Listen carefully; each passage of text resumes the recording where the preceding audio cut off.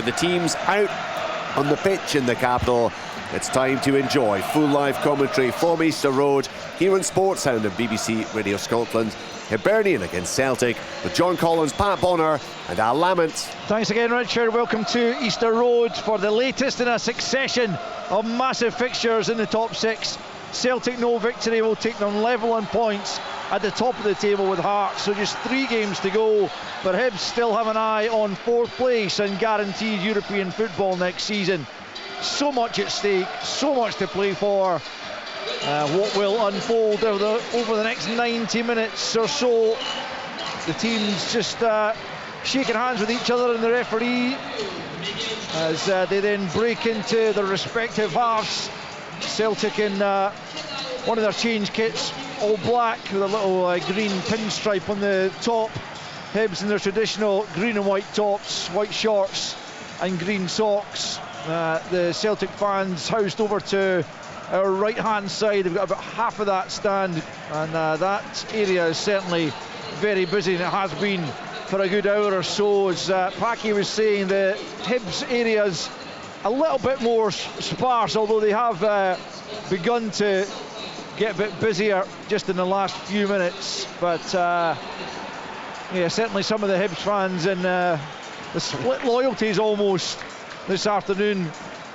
Many Hibs fans understandably don't want their city rivals to win the league, but they still want their own team to do as best as they can and finish as high up the league as possible. And to do that, they will need to take something from this game, with Falkirk breathing down their necks and Motherwell, well, 6 points ahead, but Hibs with this game in hand. So let's see what transpires this afternoon at Easter Road, as Benjamin Nugren just has a couple of keepy-uppies on the centre spot before kicking us off here. Hibs will go from left to right as we look at it from our excellent vantage point high up in the main stand here in the capital.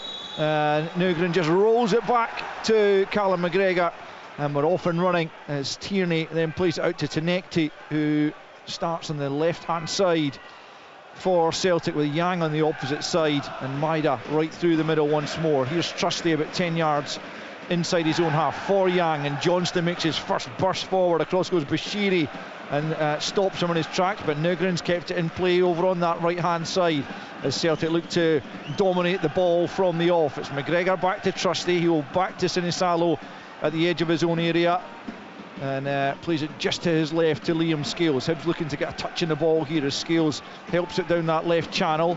Across there comes O'Hora, who got their own goal against Hearts. Hibs have got a free kick quickly taken into Bashiri, who's closed down by Nugren, out to the left hand side to Nicky Cadden on the halfway line. Spins away from Yang and tries to play the ball forwards for a teammate in Owen Elding, but can't find it, and Celtic have got the ball back once more as Trusty picks up a few yards outside of his own penalty area and plays it out to the left hand side to Tierney.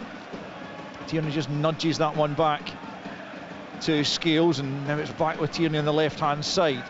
Low ball infield looking for Maida. O'Hara got in the way and Maida makes the little foul there, and Hibs will have a free kick. But already a good old tempo to the game in the opening seconds, John. All Celtic dominate possession. I'd like to see Hibs now trying, can they get a hold of the ball? Can they make Celtic work to get it back? It's Iredale looking for McGrath down the left hand side. Out comes Sinisalo to the right hand side of his box and just whacks it into the stand over there on the far side to ensure neither McGrath nor Boyle could latch onto the ball forwards. So it'll be Nicky Cadden to take the throw here on the left hand side, about 15 yards from the corner flag on that Hibs left hand side. It's in for Chaiwa, he can't get a touch on it though, and Tenekti sweeps it forward only to Bashiri, and now it's Iredale looking to try and find Cadden, but Yang was in the way, and now it's McGregor still inside his own half, moves away from Martin Boyle. Tierney's available here on the left hand side, just inside Hibernian territory. Back the way it goes to Scales, just inside his own half now, square to central defensive partner Austin Trusty, the American, out to the Korean Yang on the right hand side. Back in field to Nugren now, just inside the Hibs half. Yeah, just looking at Celtic, obviously talking about Johnson, he's playing so high. The first almost seconds of the game, he made a run forward without the ball, and he's playing almost like an inverted right back, right in the middle of the pitch, and that then makes a problem for Hibs right away. I see on this side here, Elding is almost asked to go out on the right hand side to deal with Tierney when Celtic have possession at times. There's Yang back to Nygren. Johnston, as Paki said, high up the park. John was saying he expects a conservative performance from Johnston. I'm not sure he's got a conservative performance in him, but I completely understand the logic behind just trying to ease your way back into action after so much time out of the first team, as Scales has it. And, as John says, Celtic dominating the ball in the early stages. It's forward to Tierney, who just nudges it back to Tenecti, left-hand side. It's Megwa trying to force him back the way, which he manages to do. Scales now back into Sinisalo at the edge of his own area. 0-0. The one thing, I don't know about you, John, but what really annoys me at times is that wingers, when they get the ball, they're almost facing back the way. Yep. They never open up, or I'm looking at Tenecti as the example of that. That's 3 touches he's had now, and every touch has gone back. Now just keeping the ball fine, keeping possession and so on. But you want your wide guys to be the ones that's really proactive, getting forward and creating things. Well, the first thing I want from my winger is, can you get turned, take it on the back foot and start driving at a fullback. Fullbacks hate that early in the game. Wingers driving at them. Hibs have a throw in over on the far side to be taken by Iredale, back to Bashiri at the edge of his own area. He'll be closed down by Maida, who almost took it off him, but he gets it back to Jordan Smith, who'll be keen perhaps for an early touch, having not played much since the early part of the season, since being displaced by Raphael Salinger, but he's got his opportunity here. Well, I'm sure they've done their homework and they've done their analysis. It's again probably applying it on the pitch. When you've got Maeda up front, he will chase everything, and you've got to be really quick with your control, your pass, and have your mind made up before the ball comes to you. Yeah, I mean, you don't have to do too much analysis to know that Dyson Maida's going to close you down every opportunity he gets, and he almost did it there to Jordan Smith once more. And it kind of baffles me. Here he is again, he's taken it off Iredale, and now it's Yang into the box. A chance here, cuts it back for Nugent, good block by Bashiri, really important, and Hibs knock it away. But that was, again, it's just lax defending when Dyson Maida is lurking. And I was going to say, it baffled me last week at Falkirk when players get caught in the ball by him. I mean, from a manager's point of view, it's gold dust. When you've got a striker that works so hard and intercepts, wins your possession, opposition's ball. Celtic should have scored there. Yang's pass to Nygren was just behind them. He was caught in 2 minds, Yang. He didn't know whether he was going to shoot across the goalkeeper or pull it back to Nygren. He elected to go in the second option, and Nygren just got blocked out. But Maeda, wow. And that's, again, just slackness from the centre half and allowing him to almost close him down from behind him or the side of him where he doesn't see him coming. Well, but he knows he's there. They've got to just move it quicker, and they've got to have better options in front of them. You've got to be switched on when you're playing against Dyson. You certainly do. It shouldn't come as a surprise to anyone in Scottish football that is his game, and you're not going to get time to dwell on the ball at the back. Here is Trusty at the back for Celtic, back to Sinisalo as they try to play out. They're not immune to an error or two back there themselves, Celtic, but they've managed to play out that occasion. Iredale picks up though for Hibs, and then Chaiwa just knocks it all the way back to Jordan Smith, who asks his centre backs to split wide and come and look for the ball. On this occasion, Maida just walking towards him. Smith knocks it long over the halfway line. Scales jumps but can't get there. Neither can Elding, and it's picked up by Tierney. Tunekti dispossessed by Megwa, then O'Hara, nice little turn there by Newell, but then the pass lets him down. Tried to find McGrath, but it was just too far in front of McGrath, and Celtic have it again. It's McGregor feeding it forward for Maida. Flag stays down for now. Maida with the effort here over the crossbar, and the flag doesn't come, so the assistant obviously didn't think he was offside, but that would have been an interesting one for VAR to look at. And sounds like he was onside from what I'm hearing, so yeah, that's a chance for Dyson Maida. It's a good chance. It's a poor effort. He's just swung his foot a bit, leaned back way over the bar. Expect better from him there. John, that's the bit that probably this year has not been part of his game. When he gets into positions, at times you think, wow, that's a great chance. Just hit the target, and he hits it way over. But what he does, he gets into those positions constantly because of his runs. Anytime Hibs back three push up, there's a pass there for Callum McGregor, for him running over the top. It was a very good pass from Callum McGregor as well, and it did. I mean, Maida looked to us, to the naked eye, instinctively as if he must be offside, because he was so far ahead of the Hibs backline by the time he got the ball. But it's all about the timing of the pass, timing of the run, and perhaps a bit of slackness in terms of the offside line. Hibs have got a free kick over on the far side. Touch there on the back of Newell from Nugren. Nugren can't really believe that David Dickinson has awarded a free kick, but he has. I came from Trusty getting the ball in the right back position, and just playing a slack ball up to the striker, up in the air. He was never going to able to control it, and then they end up getting their free kick for him. Puts him under pressure. Yeah, it's a chance for Hibs to throw the likes of Bashiri and O'Hara towards the edge of the Celtic penalty area. The free kick coming in from the left hand side, it'll be Nicky Cadden. He's usually got such good delivery. It's going to come back to Newell here. Oh, he didn't fancy the shot on his right foot. Now Boyle dinks it back into the middle. Maida clears only as far though as Nicky Cadden, who blasts it high and wide. But Joe Newell, he could have just swung the right boot at that, I felt. I cannot believe he never had a shot there. Right foot, it's all right, it's his weaker foot, but you're what, 14 yards from goal. Opportunity to hit the target. Yeah, I mean, you're right. Joe Newell, he definitely hugely favours the left, but you know, professional footballer, as you say, John, prime position, just have a go at it. It's a lack of self-belief, lack of confidence. Yang with a little flick round the corner looking for Johnston, but that's cut out, and Trusty has to go back to Sinisala. We've played almost 10 minutes already, and no goals as yet, but it's been lively certainly. Celtic with probably the clearest opening of all, with Nugren seeing his shot blocked by Bashiri as Tenekti comes back into a dangerous area but keeps the ball, finds Tierney. Just caught us a little late there by Elding, gets the ball forward to Nugren though. Cross comes Nicky Cadden. Newell just manages to keep possession there, then Chaiwa losing out to Callum McGregor in the end. It's a few intriguing one-on-one battles out there. It will be important in how this game shakes down as Yang picks up right hand side. Yeah, I'm just looking also at Hibs. The back three is at times they're almost getting stretched because of, as we described before the game, the wing backs having to deal with two players. Near Scales and an awful lot of room midway inside the Hibs half. He's allowed to advance almost to the edge of the box. He's going to take the shot on, and that was ill-advised in the end. He was invited to do so really, because Hibs backed off. I mean, he carried it forward, he's looking in the box for a cross, but there was no movement in the box for him, so he's taking another touch, and all of a sudden he's finding himself 25 yards from goal, and he thought, I'm going to have a pop, but it was a poor effort. Yeah, but I don't mind him having a pop, because I think he gets into those positions at times and he doesn't do it, you know. And of course that one was well off target, but I'd like to see him do more of it and have that confidence to take on that shot when he's about 25 yards from goal. Anything can happen.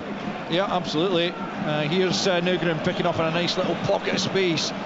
Tenekti on the left hand side. Bashiri slides in near post to knock it behind for the first corner of the game to Celtic on his left hand side. And across will come Arne Engels to swing this one in, and we know the quality he has in his dead ball situations. Callum McGregor offering himself short. Boyle's there to try and stop the short corner being taken. Yang also coming across. Now Boyle backpedals as Yang moves away, and Arne Engels will looks like he's going to swing this one into a busy old 6-yard box with 12 minutes on the clock. It's a near post ball. Bashiri and one of the Celtic players trying to make something of that. Hibs have got it out of the box for now. McGregor goes back the way to Tierney. Tierney midway inside the Hibs half, back out to Engels, keeps the ball in play well, and then Megwa just gets the touch on it to prevent it getting to Tenekti, and it's out for a Celtic throw-in down on our left hand side, about 10 yards from the corner flag. Celtic dominating possession, but they haven't yet managed to work the goalkeeper. That's only disappointing. and Elding thought he'd shepherded the ball out of play there for a Hibs throw-in, but the referee awards it to Celtic. They come back the way to the halfway line. It's Trusty inside the centre circle. 12.5 minutes in, no goals here at Easter Road as Trusty gets it back from Engels on the halfway line. Then he plays it square to the Irishman Liam Scales, out to the left-hand side now for the advancing Tierney. Elding, as Packy says, has been tasked with pulling out to this Hibs right when Celtic are in possession and trying to close Tierney down. Tierney needs better movement in front. Tonetke's not got enough movement, he's not demanding the ball. Trusty with a nice ball over the top. Yang takes it down in the chest, tries to get it into the near post. Maida goes down under a bit of a challenge from Smith. The Celtic fans howl for a penalty, nothing given, but it's Nugren. Blocked by Bashiri again. Comes back to Nugren, still inside the box. Onto the left foot, can he find room for the shot? He's going to lay it back here. McGregor onto the right for Engels now at the edge of the box. Back to McGregor, closing down well with Jimmy McGrath, but there's a free kick being given to Celtic right on the edge. I didn't see what that was for. Engels has gone down. Must have been after he played the ball. Yeah, it was off the ball. Yeah. It was off the ball. Just as he's knocked it away, he's been caught. And that is a decent position, a little bit close to probably the 18-yard line, but I think it's enough maybe to get it round the wall rather than over the wall. They are having a quick look at that penalty claim from a moment ago, though, now that the ball has gone dead. It was Jordan Smith going out and might just have got a nick on Maida as he tried to make contact. The near post. I hate that as an ex-goalkeeper. You've committed to the ball's there, you can't pull back. That's the problem. And somebody comes in from the side. He's come in from behind the side, and he's so sharp, Maeda. Didn't look like a penalty from here. No, I don't think so. But again, if you get a touch on it, on the player, these are normally given, and that's a problem for I'm just saying it from a goalkeeper's perspective. That's the problem you've seen in midweek in the big games. A touch does not necessarily mean a foul. There's a difference between a contact that makes you go over and a touch. Checks complete. It's no penalty, but it is a good chance here on the edge of the box. Benjamin Nugren will very much fancy this. It's right of centre, probably 21 yards from goal, and Nugren's put one or two of these away over the course of this terrific season that he's had in front of goal. 20 for the season so far. 15 of them have come in the Premiership. Can he add to that tally here and give his side an ideal start? It is Nugren right into the wall that was jumping. It was a good wall and it did its job. Yeah, it's difficult to get it up and down from that distance. That's what I was saying before. You'd be better probably going into that space where the players were blocking off and hope that maybe the goalkeeper doesn't see it until the last minute, so get him more around the wall.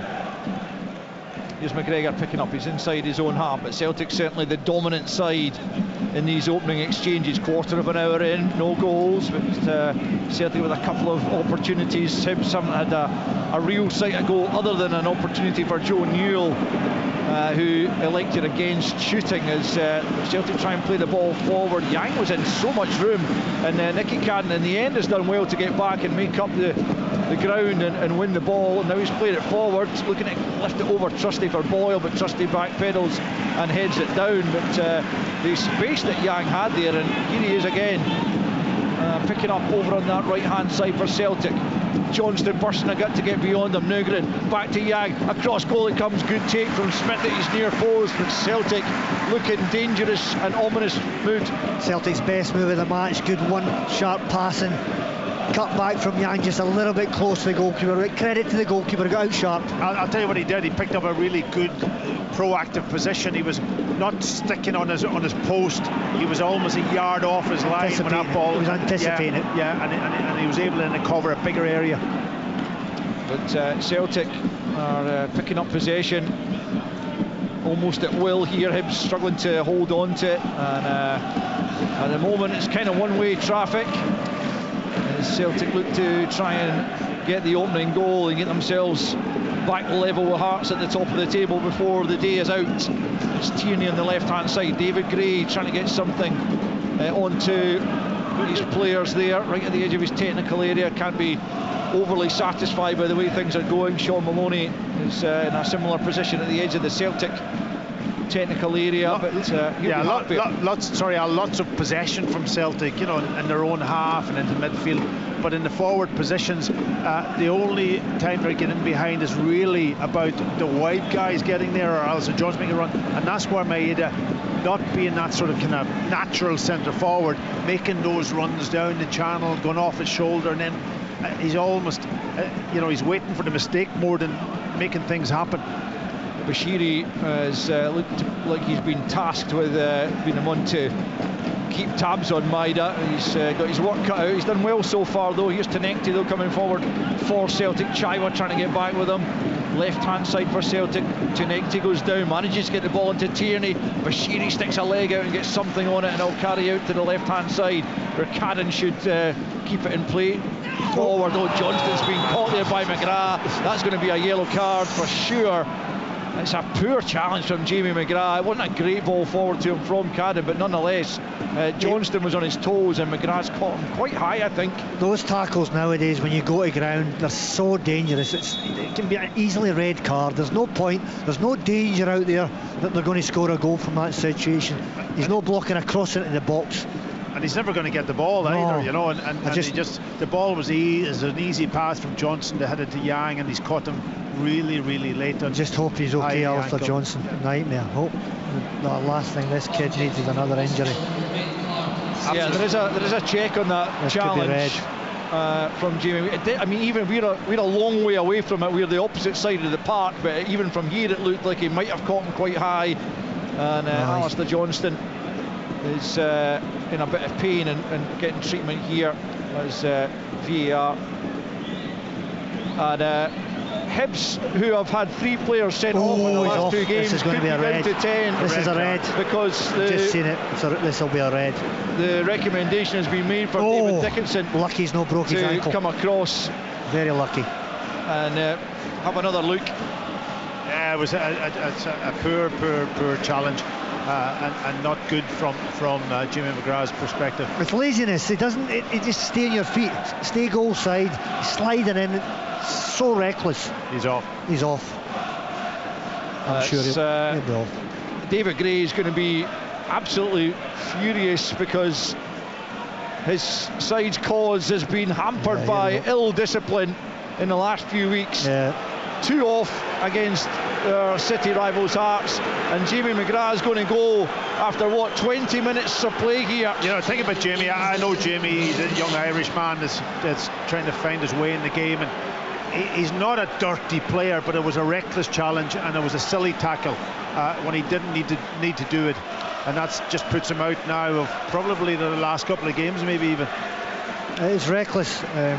Those are the ones that you can cause serious injuries. He was high.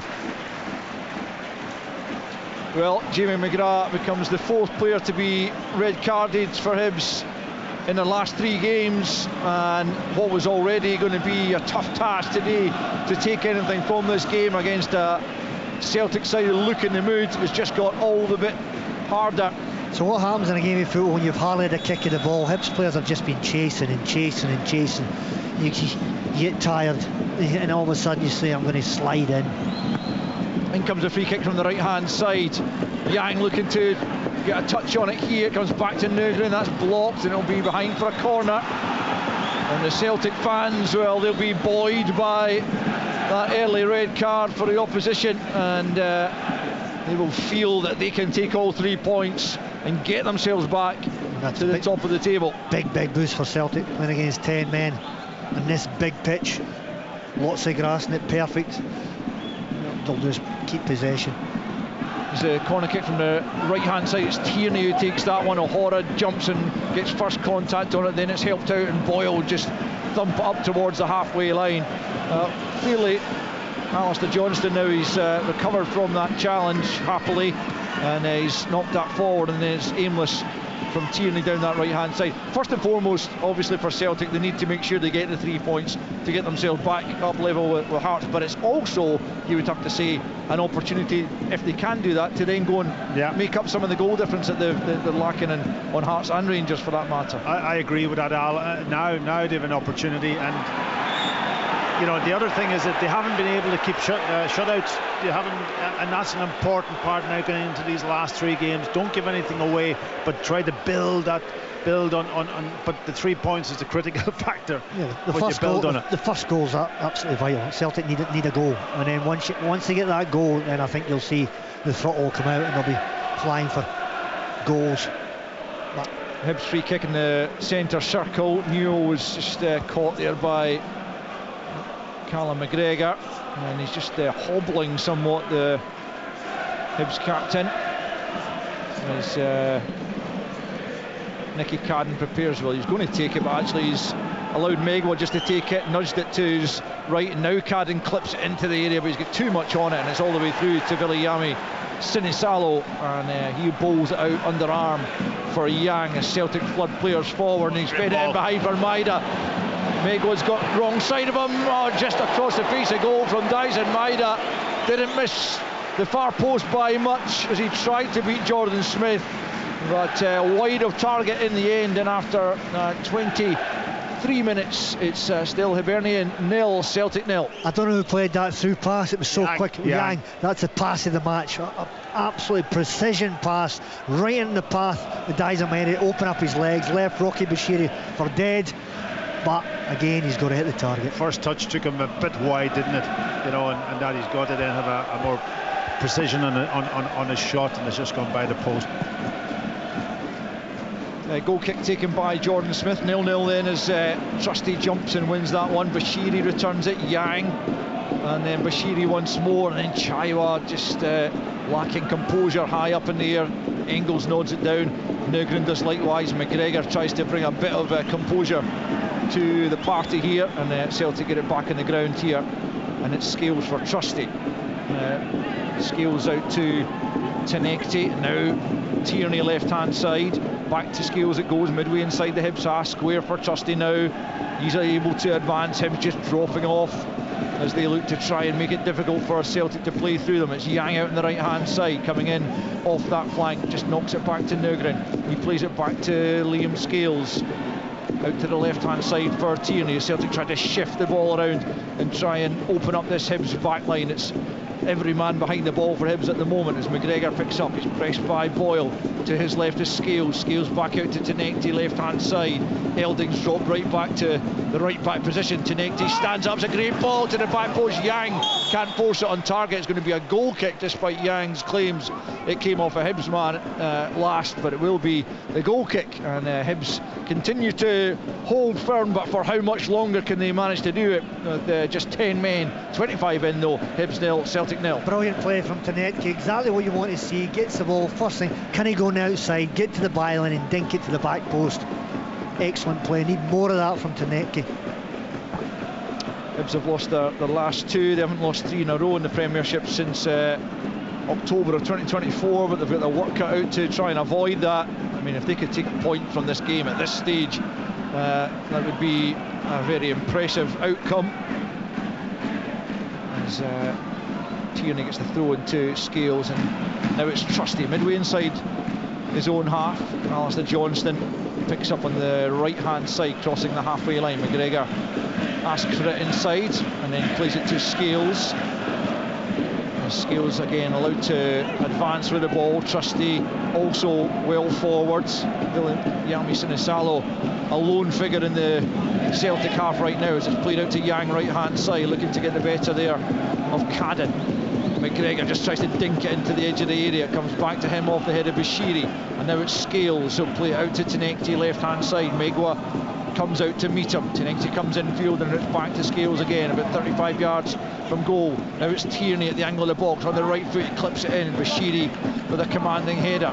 Johnston keeping it alive though. Bashiri just thumps it forward this time. Trusty's got to chase that back towards his own goal, and he does so and directs it to Sinisalo. I mean, it's... Yeah, Hibs have just dropped into almost their back 5 now, and 3 midfielders with Boyle as the lone, you could call him striker, but he's have to put a shift in to try to close down on his own, and that's not going to be easy for him. Nygren finds Johnston right hand side, almost at the byline, stands up nicely. He's come all the way through to Tenecti to the edge of the box. It's Nygren pushed away by Smith. Can Hibs get it clear? Maida's trying to make life difficult for Iredale, but Iredale emerges with possession. And again, Celtic unable to find that opening goal that they're so desperate to get, but a decent save that time from Smith. I think it was an easy save. It was a good height for him, and it wasn't too powerful. But Celtic starting to turn the screw a little bit. At least they're working the goalkeeper now.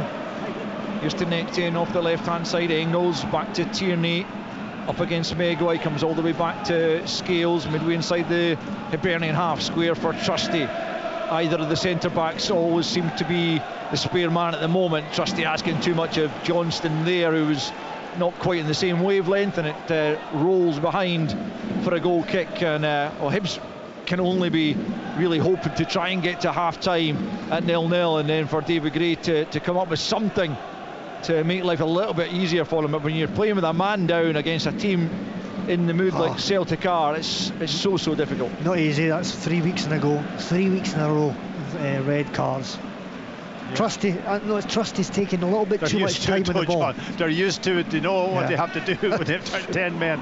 Good, well practiced. Engels. Not much fun for them though. No possession, no touches, just running and chasing and blocking. Johnston for Trusty, just inside his own half is Liam Scales, crossing the halfway line now.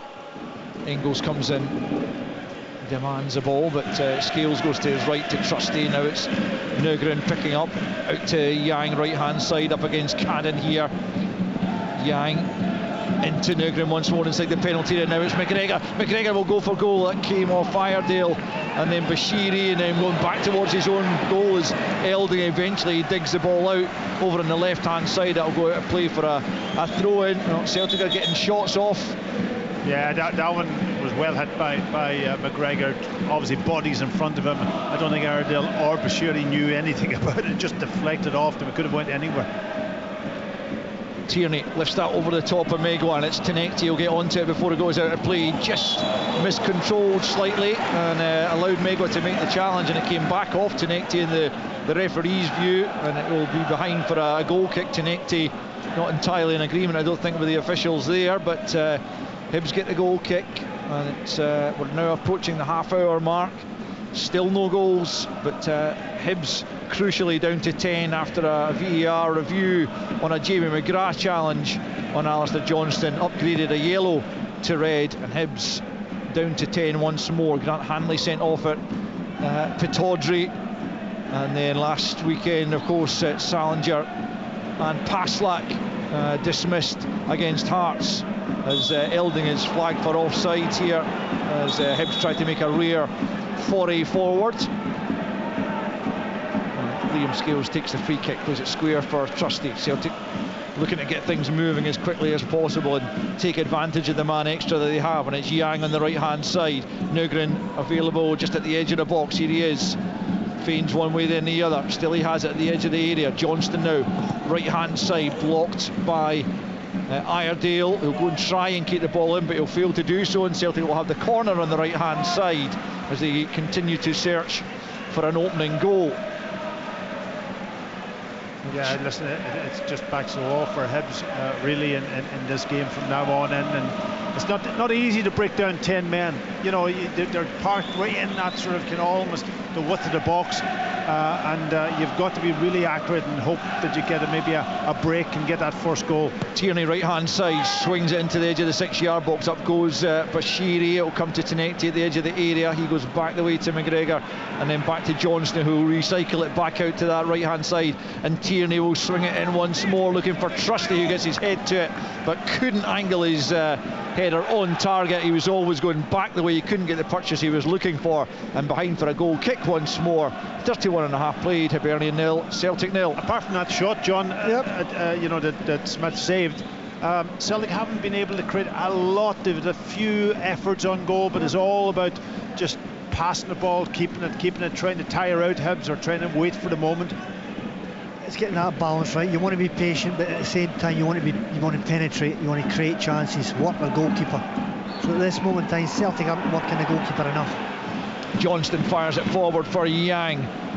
Smith thought about coming, thinks better of it, probably wisely, as Yang plays the ball off the back-tracking Hibs defender, who's Iredale, and wins the corner, which is quickly taken by Yang back to McGregor, right-hand side. Waits for Yang to get back on side and then plays it back to him, and then back to McGregor again, and now Trusty in a central position midway inside the Hibs half, plays it square to Scales and then back to Trusty once more. Here's Alistair Johnston now. He's going to be allowed to advance, and he's going to be able to go for goal. Did it take a nick on its way through? That's the claim from Celtic. David Dickinson disagrees, points for a goal kick, and still goalless despite Celtic having, I mean, goodness knows what the possession stats will be like. Well, I would say 80s plus. Quite a few shots, but unfortunately only one on target. That'll be the disappointing thing for Mark. 83%, I believe. Yeah, but that was a really good opportunity for Johnson, you know, and he dragged the shot well wide of the right hand post, and really from that distance, the space will open up for him. You would expect him maybe to hit the target. Looks like Hibs are just happy just to kick the ball back to Celtic. It's like they're not really wanting any possession, not making any effort to try and build or keep it. Yeah, it's a 5-2-2 at the moment for Hibs, but that even the front two is becoming virtually a zero for the most part here. They get their backs to the wall as Yang slides it out to Tierney on the left hand side, and now Tenekti up against Megwa here. Will he go inside, will he go outside? It's back to Tierney on the angle, takes a good first touch. Megwa makes a decent recovery, and then Boyle's there before McGregor, but Trusty's onto it. Forward for Yang, claims for offside, and the assistant referee agrees. And a little bit of respite here for Hibernian. Just over 10 minutes left in this first period. Still Hibernian 0, Celtic 0. Yeah, if Hibs get to half time 0-0, there'll be a really good job done, because if I don't know what was the timing when the sending off, Kim? Good question. So so that's almost a full half of the half. Yeah, quarter of the game. Quarter of the game. That's better, John. That they had to sort of almost defend well. Forward from Smith from the free kick. Trusty wins it though commandingly, and down for Nugren, and Celtic pick up once more, and it's Johnston driving Celtic forward. Yang makes a run, but the pass goes to Nugren instead on the halfway line. Play it square for Scales. Virtually none of the game has been played in the Celtic half right at the moment. Sinisalo, look at Sinisalo, he's up at the halfway line here, playing it square for Trusty, taking a chance, because all it requires is for Celtic to turn the ball over here to Hibs, and Sinisalo's stranded. But anyway, they are dominating the ball, as we've said, and it hasn't looked likely for Hibs to get the chance to even try their luck from distance, as Johnston has it into the feet of Maida, who's come short. Johnston once more out to the right hand side to Yang, about 15 yards from the corner flag, looking to get the better of Karen. He's got beyond them, he's in the byline, he tucks it back, but backtracking was Bashiri, who's there before Nugren to nudge it behind for another corner kick over on the far side, the Celtic right. Well, Celtic's two wingers, Yang is definitely the most productive. He's got that belief in himself. He'll go on the outside. Tenetki does not have the self-belief to go on the outside against Megway. He's coming inside, passing it backwards. Sorry, just on that point, I know just before the corner's been taken, Tenekti, he went over on the right-hand side in the last game, and he was very effective because he got to the byline and he created a chance for Maeda. Here's Engels in right hand side. Oh, it's Yang dummy. He might have been better to just take that ball on inside the box. Elding's picked up instead, but he's given it straight to Callum McGregor instead of Chaiwa, as was his intended target. It wasn't a bad idea from the corner initially from Celtic, but I just feel like Yang made the wrong decision in the end. It was probably a training ground move, and he was supposed to dummy it, but maybe you just have to improvise at times in game. Not on that occasion though. Here's Tenekti left hand side for Celtic up against Megwa, just come in field. Engels can't gather it, he might almost get it back from Yang there. Hibs get it out of the box, but again they just cough up possession so easily. As Johnston into the feet of Yang, it feels like the goal has got to come at some point here, as Engels can't find a teammate and it's blasted away by Cadden over the halfway line, because there's only so long that Hibs can live inside their own defensive third and hope to keep Celtic at bay. Well, they're all still working their socks off, they're keeping the gaps, limiting, but as the game goes on, fatigue sets in, concentration goes, and eventually Celtic will get a chance, will play through them. Here's Nugren trying to create that chance right now, looking for a bit of movement, doesn't get it, but comes back to Tierney, who goes in field to Scales. Midway inside the Hibs half, it's McGregor out to Yang, right hand side, into Johnston, gets it back once more, the winger, and back to McGregor again. Can Celtic get that crucial opening goal before the interval? We'll get 8 to play in this first period. Hibs down to 10, remember. Tierney in so much space at the edge of the box, picks out Yang. No one wants to shoot here for Celtic. It's Nugren at the edge. Yang now, and out to Johnston on the angle on the right hand side. They're looking for the perfect opening here. It's Trusty, he's going to take it on, but it's straight at Jordan Smith. Well, eventually someone had a shot at goal that probably wasn't the one they wanted. I'm sure he could take 100 shots there with his left foot and never score once. No, but listen, he's so far out also, and that's what the goalkeeper wants. Yeah. He wants that shot coming, as long as he sees it all the way. Like a pass back. Need more from the wide player. Tonetke's he's not wanting the ball. His movement to get in possession. I wouldn't be surprised. I think James Forrest will be on. Here's Johnston out to Yang, right hand side, who's definitely been the more enterprising of the wide players for Celtic. Picks up once more from Nugren, tries to thread it through for a decent run by Engels. That was cut out. McGregor picks up though. Can he go for a goal? He can, but it's over the top from the captain. Offers his apologies to Tonetke, who was looking for a slip in there at the left hand side of the box, but McGregor went for goal. He hasn't been nearly as prolific as he was last year, the Celtic captain. That was well over the top on that occasion. 38.5 played now. Still Hibernian 0, Celtic 0. Yeah, he doesn't get into the same positions higher up the pitch. He's almost playing a little bit deeper and just keeping the ball. As he's got older, that's what happens. You play there, you've got the experience, you know what you're doing, but getting into those forward positions is not as easy. Rocky Bashiri's tying his lace, hoping for the game to be held up just slightly, which pretty much was. I mean, that's the Hibs goalkeeper. I don't know how many times he's taken a by kick and he's kicking it straight up the middle to the smaller of the two strikers. It's madness. Yeah, it doesn't make any sense. Ridiculous. No. Every single one. He's got a 6'2" Elding wide left, wide right, sorry, and he plays it to the smallest striker. And they lose possession every time. Tonetke left hand side, looking to turn Megwa one way then the other, gets to the byline. That's going to be a Celtic corner. I think that's him getting to the byline, and he can do it.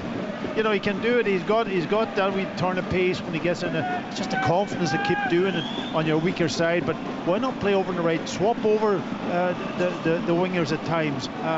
It used to happen all the time. I know people like to play on one side, but he's effective. Celtic corner left hand side to be taken by the Belgian Arne Engels. Very busy 6-yard box once again into the near post. It's Elding who gets the header, comes to McGregor, tries to take it on the volley. Boyle was out quickly. I'm not sure that McGregor really caught it the way he wanted to anyway, but Boyle did make the block. To be fair to Hibs, they are defending as well as can be expected at the moment. They're keeping Celtic out with 5 minutes left in this first period, but for how much longer can they continue to close down the spaces and prevent Celtic from getting that clear-cut opportunity that they so desire? As Scales finds Trusty midway inside the Hibs half, out to Yang right hand side, up against Cadden. Looks like he's got the beating of him. Tries to get to the byline. Cadden sticks with him on this occasion, into Johnston, just inside the penalty area. Plays it into Nugren, back to Johnston. A cross goal, there's the goal from Maida! Offside. Oh, the offside flag has gone up. I'm not sure, about that. Celtic's celebrations are curtailed. I'm not sure I'm not sure if suggesting that Alistair Johnston was offside when he got the return ball there from Nugren, but it looked like a good quality goal. At last they carved Hibs open, and Maida tapped home for what he hopes will be the opening goal of the game and his 12th of the season. But let's wait to see what the VAR says. But certainly it was a quality move from Celtic. It was terrific play. Getting to the byline and say, nice cut back, Maida in where you want him to be. Yeah, we're just looking at it here. It's just taking a bit of time to get to that point. He comes back out and he plays it.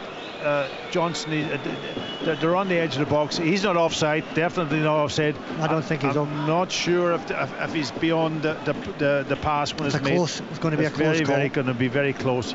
Obviously, the assistant on the far side is... The goal is going to be given. Yeah. Celtic have the opener. It's Dyson Maida again. With that opening goal, he has refound his goal touch just when Celtic needed it most. Welcome back, Alistair Johnston. Yeah, missed that quality play. One touch, follow your pass, 1-2, get to the byline, cut back. Great goal, great footballing goal. And that's where VAR comes into his own, because I'm looking at the assistant on the line. He wasn't up level with the play when that was actually when he made the decision. So that VAR intervention has obviously helped Celtic, but it's accurate, and that's what you want for the offside. And that's the areas where I don't mind VAR. It's when the handball and all of this type of stuff, that's when we have these real issues with VAR. But when it comes down to the lines and, you know... Well, it's factual. It's a factual decision. 4 goals in his last 3 games for Dyson Maida. Won't score many easier. Here's Tenekte looking to add to the tally. Comes to Engels, going to get the shot off. It's a deflection and it's over the top, and it's a Celtic corner. And the fans delighted that they've actually managed to make that breakthrough, having had Hibs hemmed in for so long but unable to break them down, but eventually they've done so. It was a really good goal, and Alistair Johnston again involved in it. Quality. Brilliant. Yeah, absolutely pivotal to it, and picking out Maida just a couple of yards from goal, and the tap in as Engels swings in the corner, headed away. Chaiva will try and help it on.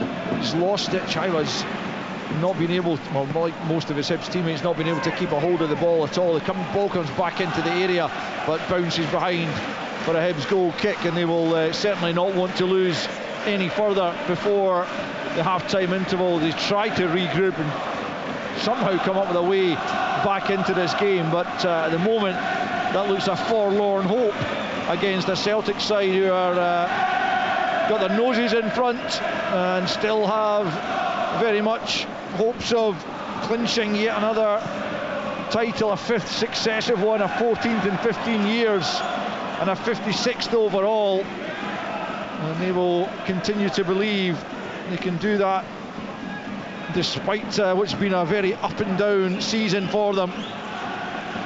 Yeah, Smith has just kicked that ball out to the right hand side this time, but out of play, and that may be why, John, that he hasn't been kicking there, because he hasn't got the accuracy. His kicking's horrendous.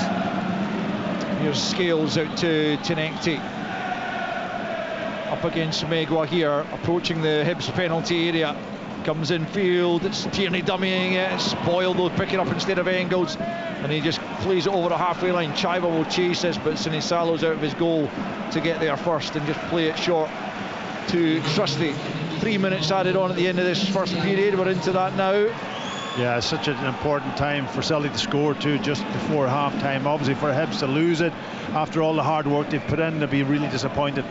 Tenekte is going to go for goal, it's blocked by Megwa on the left hand side of the box. Celtic will pick up and come again though.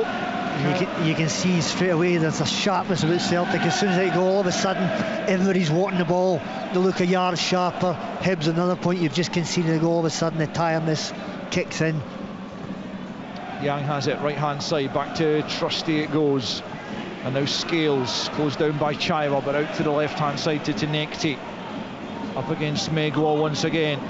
Comes in field, finds Tierney, back to Tenekte again on the angle of the box, clips that one in back post. Yang rises, Cadden just holding his ground. It's going to roll behind though for a Hibs goal kick, and they'll want to try and just take as much time as possible over this as they try and get their way to the half-time interval without any further damage being inflicted. But Celtic crucially have the goal through Dyson Maida just a few moments ago, crafted between Johnston and Nygren and converted by the Japanese frontman for his 10th Premiership goal of the season. So Jordan Smith preparing to take this latest goal kick. Let's see what he can produce with this one. Kicks it straight to Celtic's tallest player, best in the air.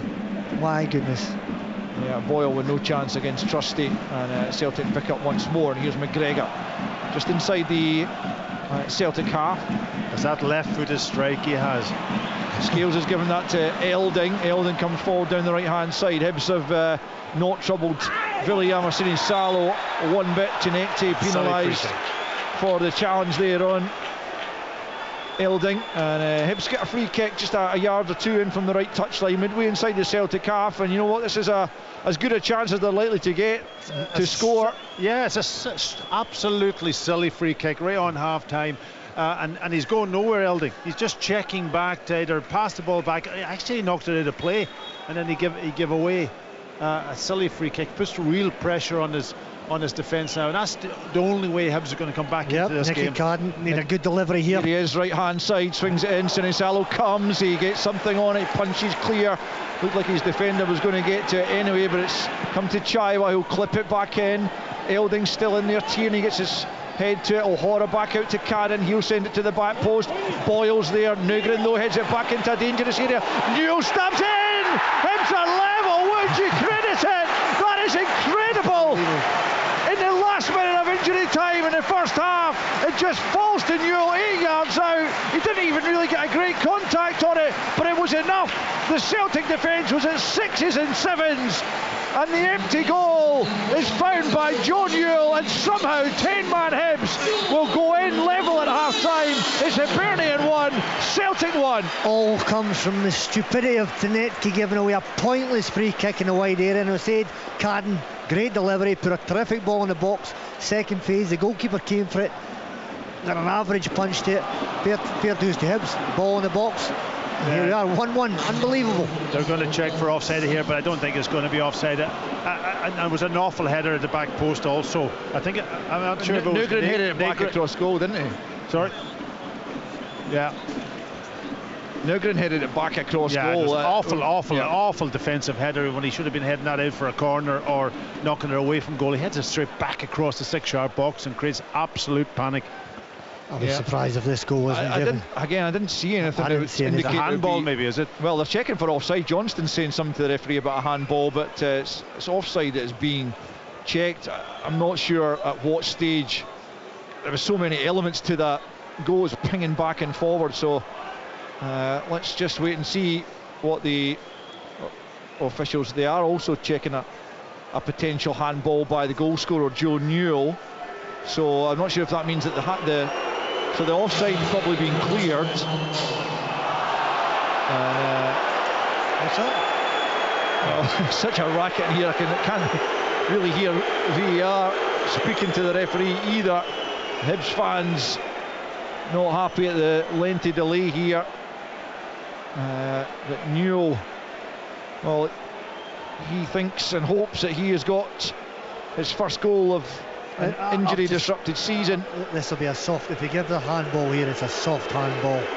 Sinisalo's came in a scrappy punch, and it's just hit Newell's arm, which is next to his body. I'm seeing on the If it's screen hit his here. arm, it's going to be chopped off. But his arm's next to his body. No, he can't give that, can No, he?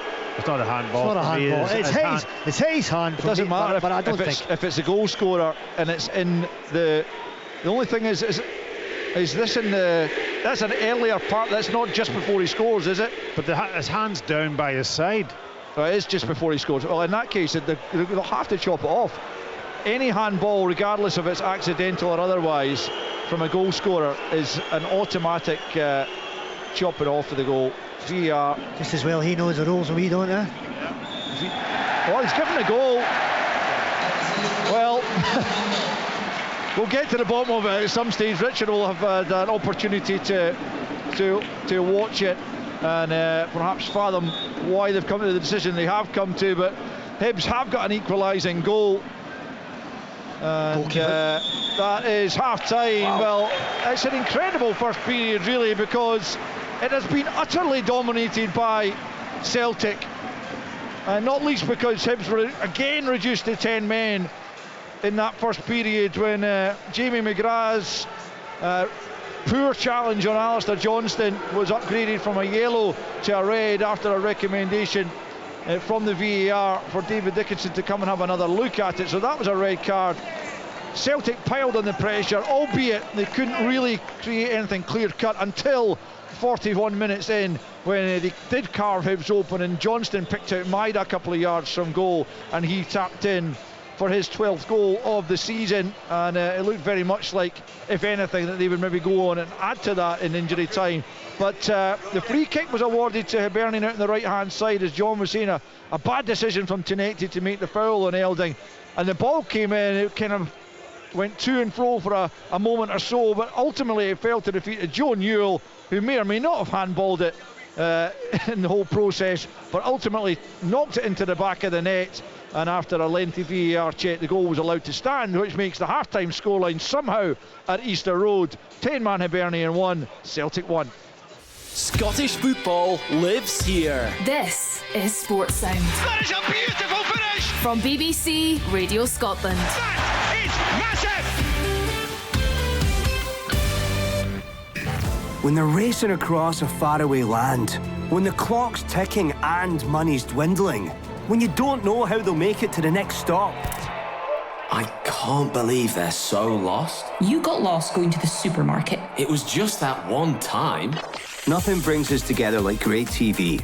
And a TV licence covers you to watch all TV channels, plus BBC iPlayer, so you can enjoy the journey of your favourite adventure travel show. It also funds everything you love from the BBC, including live radio like this. This is indeed live radio, and it's as dramatic as ever. It is an astonishing half-time scoreline of Hibernian 1, Celtic 1, given that Celtic have absolutely dominated possession. They were doing so even before the 20th minute, when there was the sending off of Jamie McGrath. They got the goal just a few minutes before the interval. It took a little bit of time to confirm that Dyson Maida was onside, which he was. You could see with one of the replays. Certainly he taps it in. You imagine Celtic are going to crack on from there. But wow, Joe Newell with the most unlikely of equalisers, and I say that not just simply because of the flow of the game, but also because the ball clearly hits his upper arm, it rolls down, his lower arm falls to his foot, and he stabs it into the net. And I've got to say, my understanding is exactly that. I'm trying to get clarity here online, and I'm trying to actually, we'll look and see if we can get some guidance actually from the VAR team. We are asking about that right now, but my understanding is that if it's the goal scorer and the ball hits the arm and falls directly for the goal scorer to put the ball on the net, then the goal is ruled out. I was fully expecting David Dickinson to do just that, but he has, with guidance from his and with the support of his VAR team and Don Robertson, who is heading that up this afternoon, they have given the goal, and it is the most unlikely scoreline of Hibernian 1, Celtic 1 at half-time. Well, first and foremost, Pat, Martin O'Neill is going to be absolutely devastated that his side aren't leading, given the way that first half has gone. Yeah, and you know, the foul that was given away with Tinetti was so stupid, so silly. He was out on, and like Elding is going nowhere, absolutely nowhere, and you're a minute before half-time and you give the ball away. That's what he'd be. He won't say it to him because he wants the player to keep going and that, but that will be going through his mind. You know, you have to be wise, you have to be thinking about the game as such and so on, and he wasn't. I know they have got to defend it better, and I think the goalkeeper, of course, should be catching that last ball. You know, I think he punches it. I don't think there was anybody kind of almost near him at that point in time, and he punches it and it falls down onto Newell's arm. But overall, you know, Celtic have dominated the game. They've played decent. They scored a very, very good goal, but they haven't made a lot of chances. They had one shot, I think, that the goalkeeper had saved. The rest of the shots were off target, so that'll be a disappointment. They've got to keep going. Obviously, they have a full half to get another goal. But I did say before the game, you know, they haven't been able to keep clean sheets, which is a big part of it right now. Even though you scoring goals is also a hugely important part of it. They're down, Hibs down to 10 men. Celtic, I think, should be able to create more than they're actually creating with all the possession they've had. and they've just it's not easy against 10 men, I've got to say, when they defend, but you've got to try to get better movement in the box and get those balls in. They don't have a big striker in there that they can put balls in, and he'll win. If he doesn't win the first ball, it'll be the second phase, so that's not an option for them, and they just got to keep going and hope that they don't get caught out again, because all set pieces, no matter if it's 10, 11 players on the pitch, that is the big opportunity for any team, and any team can dominate a game, but if you give away silly set pieces, that's the problem.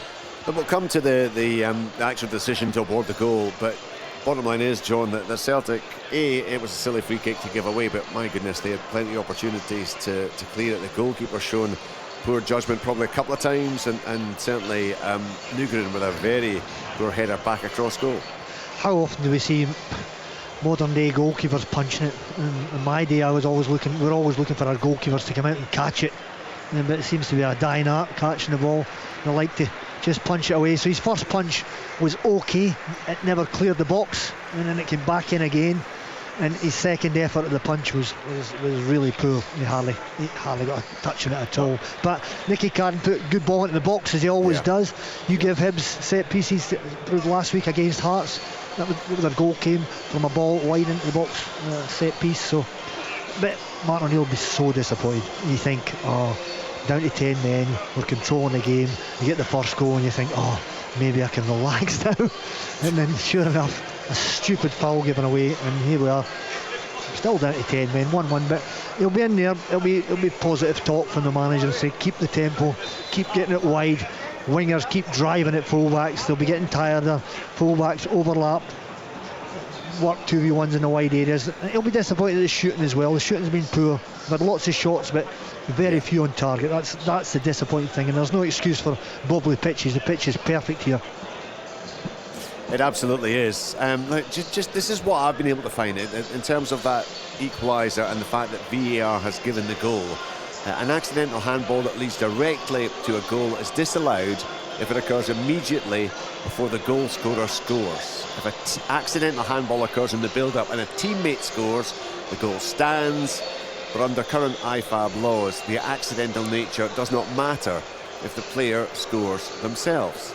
So unless that has been superseded, and I'm looking at something that has been adjusted, I'm still struggling to work out how they have decided to give that goal, because it clearly runs down his arm, it clearly falls right in front of his left foot, and he stabs it into the net, and it is Newell who would have been guilty of the handball. It's Newell who scores. Yeah, and I'll call it absolutely right if that's the case, because I wasn't totally aware of that finer point. If in normal circumstances, if it's a handball and he doesn't score, I don't think that would have been a penalty, because his arm's down by his side. Is that fair? Yeah, I think so.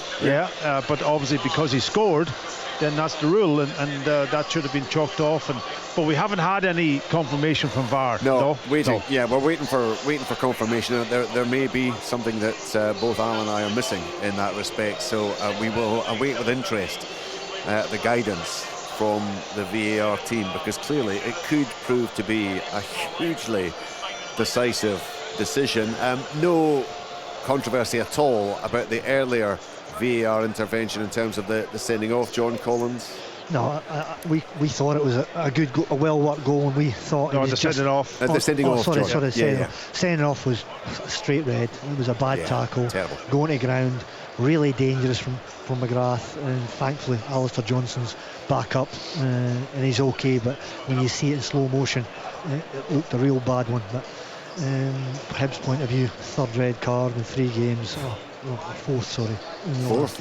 It's not good for the manager, not good for the poor players that are left on the pitch. No, all I'll say about Jamie McGrath, I don't think he's a dirty player. He's actually a very, and it was a bit maybe out of character that he's gone in, and it might have been enthusiasm, but it was reckless, and it was high, and that is why he got sent off, and it was late. It's frustration, because he's hardly the kick of the ball. No Hibs players had hardly a touch of the ball. They've just been chasing it, and that's what happens. You get tired, you get frustrated, you think, I'm going to make a lunge, try and get a block in, get the fans a wee cheer. But when you go to ground, modern day football, slightly mistimed tackle, catch a leg, and it's a straight red. So it's bad news for Hibs, but that goal's given them hope for the second half. Well, it sure has. And they've hung in well, Richard, you know, and they've defended well. And as they did last week, Pat, in the Edinburgh Derby. Plenty of down practice. To 9 eventually, yeah. Plenty of practice with it now, that's for sure. But no, they have actually one or two openings for Celtic. Certainly the shots, as John was talking about.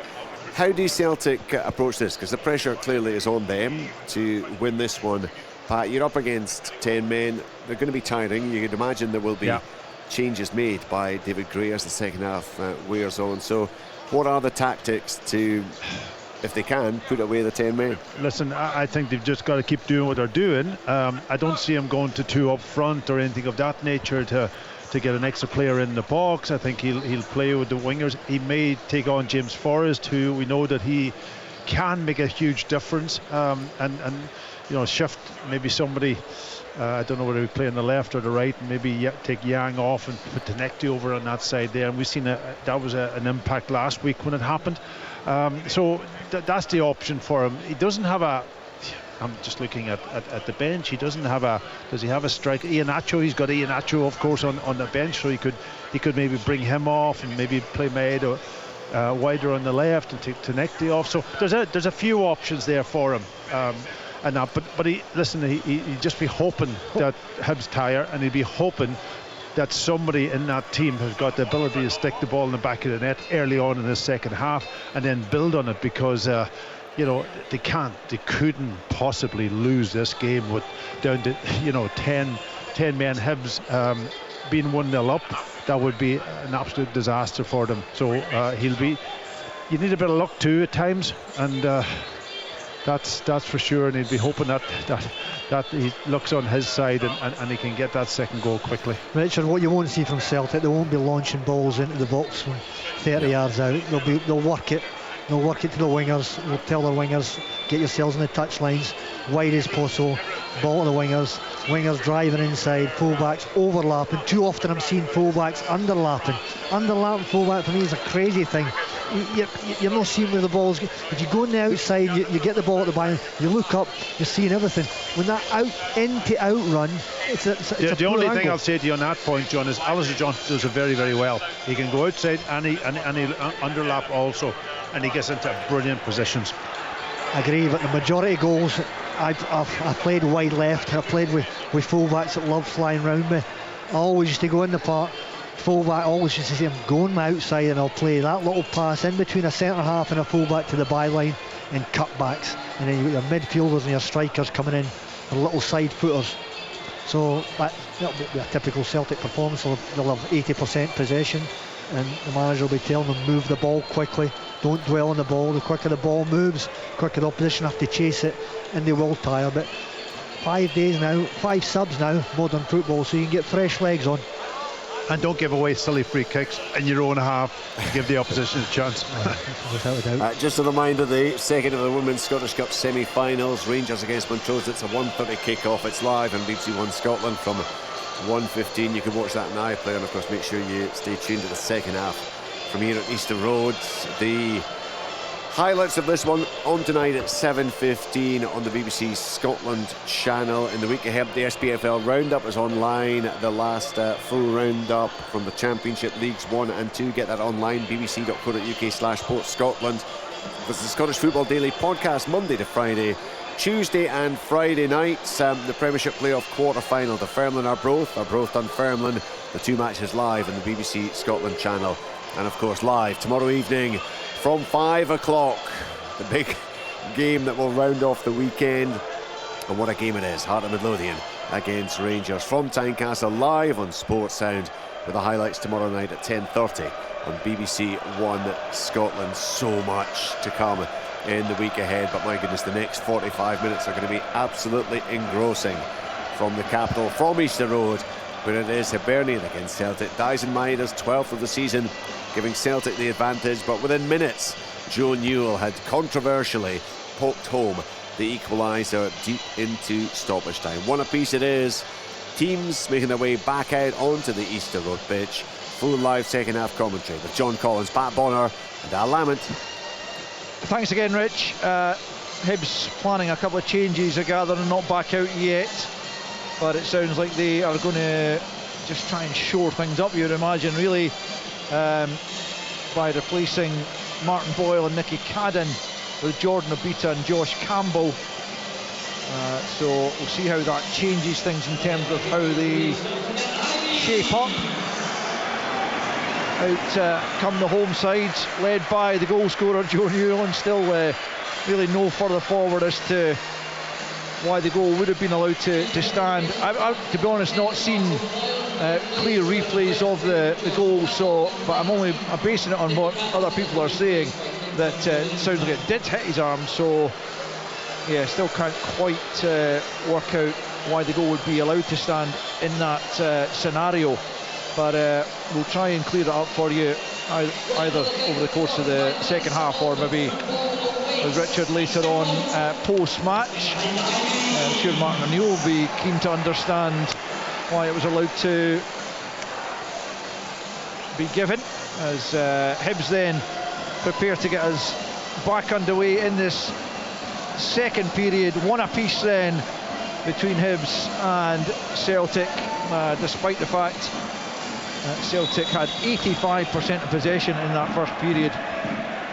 But they couldn't do enough with it, really, although having got that opening goal, you did expect them to go on and then continue and get further goals, as down goes Owen Elding, and the home fans want a free kick, but they're not going to get it, as Liam Scales plays it back to Sinisalo, and now it's Trusty. Looks like Scales and I was going to say Scales and Trusty have swapped from left to right, but actually they're back in their normal, well, Scales certainly on the left. Scales, despite being the left-footer as well, is the one who's asked to play on the right-hand side at the centre-back position for Celtic, and then Yang goes back to Trusty once more. So yeah, Campbell and Obita on for Hibernian. The guys will just keep an eye on exactly how that affects how Hibs are lining up, but certainly Obita's just gone to play left, I'm going to say left wing back, but in reality it's left full back, back of a five though.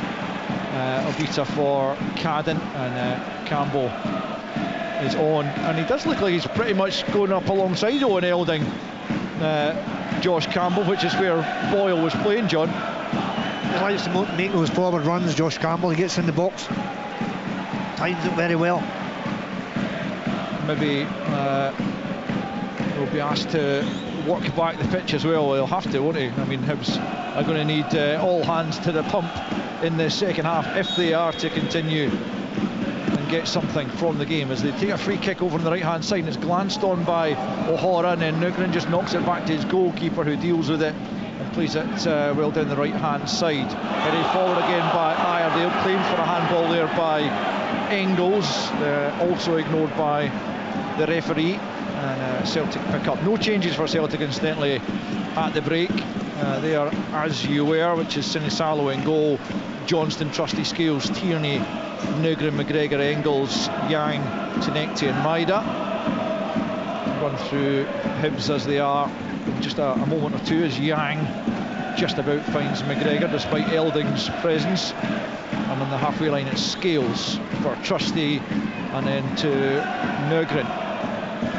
Yang out to Johnston, Yang goes down and the free kick is given against Obita, and it's a yellow card for Obita, almost immediately having come on the park. I think he might have caught Yang in the face there with a flailing arm, and it's a free kick for Celtic in a decent position. It's right on the angle of the box, right hand side, just a few yards out from it, but certainly an opportunity here for Celtic to threaten. Yeah, Obita's gone in, obviously into Jack Iredale's position. Iredale's come out onto the left wing back position. That's the change there, and then of course Campbell playing sort of up alongside Elding with Boyle off.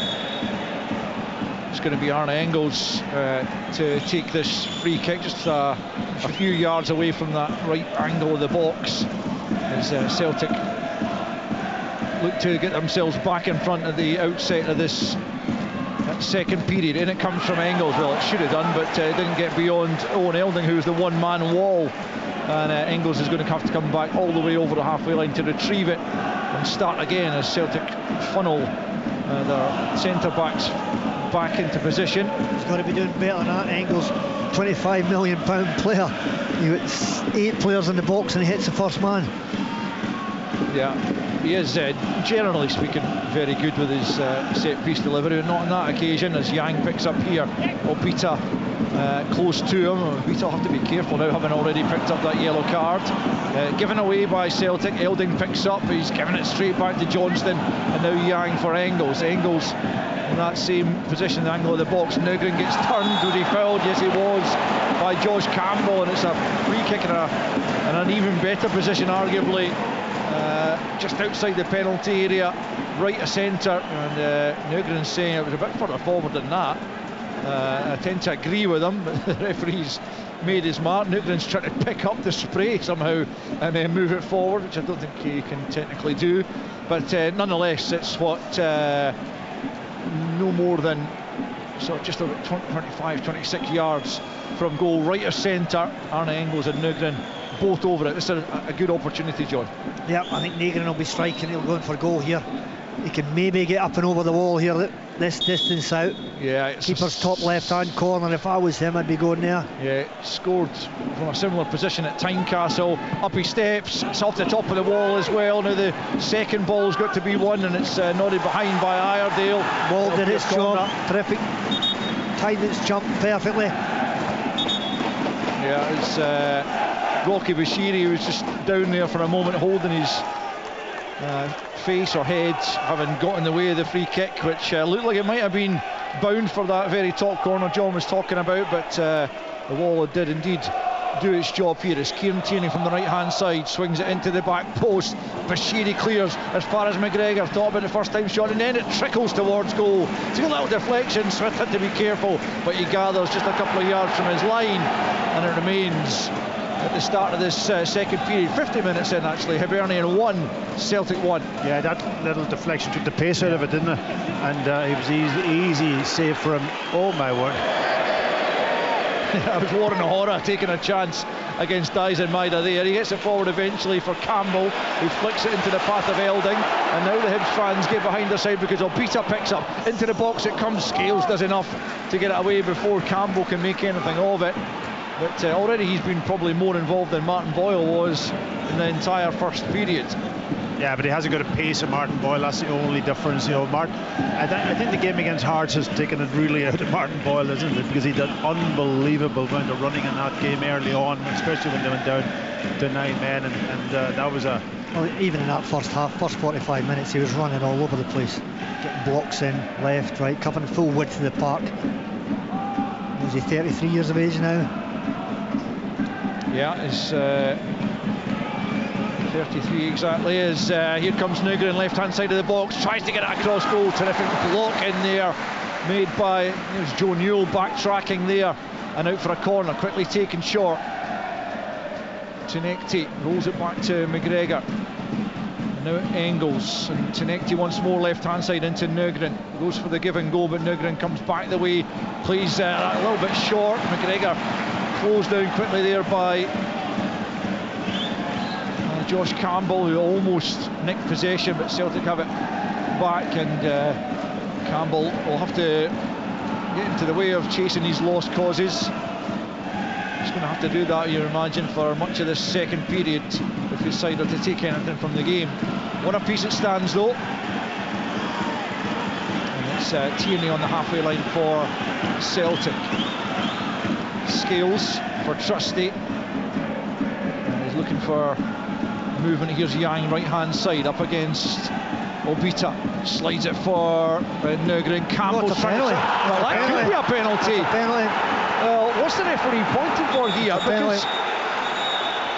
Because he's certainly not given a penalty. No, he's pointing for a goal kick. He is, but I thought that was they pushed him over. He did. If that goes to VAR, it'll be a penalty without a shadow of a doubt. I mean, it's almost nonsensical from Campbell, because he's trying to shepherd the ball out of play, but he just forgets the ball and just shoves the Celtic player to the ground as the ball is still in play. Surely the VAR's got to come in here. he's got to have a look at it. It's the wrong side. The referee hasn't seen it, obviously. I mean, he must have seen it. It was the main thing that was going on in the game. That's as blatant a penalty as you'll ever see.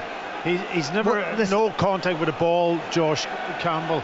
He's almost blocked him and then pushed him over the line. I think what's this? There's a booking, a piece there for Josh Campbell and Scales for a little bit of a ruckus that resulted from it. I'm not hearing any VAR communication to suggest that. Oh wow! Yeah, I mean they're confirming the yellow cards, but they're not interested in the claims for a penalty. Well, I think Josh Campbell is extremely lucky there. So we're going to watch it here in slow motion. Well, it's so if I've just watched that on the screen, if VAR have not given that as a penalty, then every single one of them is involved should be sacked. It's absolute shambles. Well, I don't know. I mean, they'll have their own rationale for it, but certainly Josh Campbell had no interest in playing the ball. I mean, you see similar situations, but usually because the ball's within playing distance. But on that occasion, the ball was drifting away almost, and he was just shoving Nugra into the ground. So Celtic have been on the wrong end of a couple of debatable decisions, certainly either side of half-time, which I'm sure they will hope they don't come to rue, as McGregor has it for Tierney here. And out to Tenecti, an angle of the box left hand side, back to Tierney again, and Tenecti once more up against Megwa, into the penalty area he comes. Low ball in is missed by absolutely everyone in there. Maidan Yang closest to it from a Celtic point of view, but that was an inviting ball in from Tenecti. You can't ask any more of your winger on that occasion, Packy. Yeah, it was good defending though, because everybody was man-marked and they were up tight to them, and they didn't allow them to get any movement in the box, and I think that's what caused it. But it was a really terrific ball across, almost right across the 6-yard box. No takers. Just getting a bit of clarity on the goal awards for Hibernian at the end of that first period, the Joe Newell goal, when it seemed like it had hit his arm in the build-up. So the suggestion is that there wasn't sufficient evidence for VAR, because obviously the goal was given on field. There's not sufficient evidence that it ultimately hit his arm for VAR to be able to recommend that it's overturned, and that's why it was allowed to stand. So one apiece it is, and we definitely have a game on our hands here. 56 minutes in. Remember, Hibs have been down to 10 men since the 21st minute when Jamie McGrath was sent off. Celtic dominating the ball, having the better chances, but Hibs have got themselves level at 1 each. Again, it has been rather one-way traffic in this second period, but still no further goals, as Trusty has it, but 10 yards inside. It's the Hibernian half. McGregor back to Trusty, and now Scales. I wonder how much longer before Celtic consider some changes, which Tenecti back to Tierney. McGregor into Johnston, who's playing in that inverted role just at the moment. Out to Yang, right hand side, looks to get the better of Abita again. Bashiri's been in the way of a lot, and he gets that half clear. Abita helps it out of the box once more. Johnston will just try and see it out of play. Elding trying to make life difficult for him. Sorry, it was Campbell, and Johnston will be able to get it to McGregor, and now it's Tierney for Tenecti out on the left hand side, up against Megwa again. Back to Tierney, early ball in from Tierney, headed away by Iredale, helped away by Campbell. Eldon gets it back to Campbell. It's good link-up play between the two front men. Campbell's looking for support now. He's not got really any. He just plays it down that left channel. Asks Eldon to go and chase it. McGregor's there ahead of him. The experienced Celtic skipper getting it back to Sinisalo there, and Celtic will start again from the back through Scales. Celtic skipper leading by example, as always, composed on the ball, doing his defensive duties. Here's Tenecti up against Megwa again. Chaiwa looking to offer a bit of support, and in the end it comes off Megwa, and then Chaiwa steps in to pick up possession, and they'll go down under a little bit of contact from Tenecti, and by his side a valuable free kick One apiece it stands after 58.5 minutes. I think Martin has got to be thinking about James Forrest at this point in time to bring him on. And you know, I'm looking at Tenecti, and he's had about 4 or 5 passes out to him now to start this game, and he's never gone by properly. He'd had 1 ball across the 6-yard box, 1 out of 5 out of 6. That's not enough for me. No, he's got to do more. His confidence is low. Free kick taken there by Jordan Smith down the right hand side. Campbell nods it in the direction of Chiva, but Engels is first to it, and Celtic have it. And again, Tenecti could have played that forward a bit earlier, and the Celtic fans are off to our right, chastising him in unison as Trusty plays it to Nugren, and then back to McGregor inside the centre circle for Scales.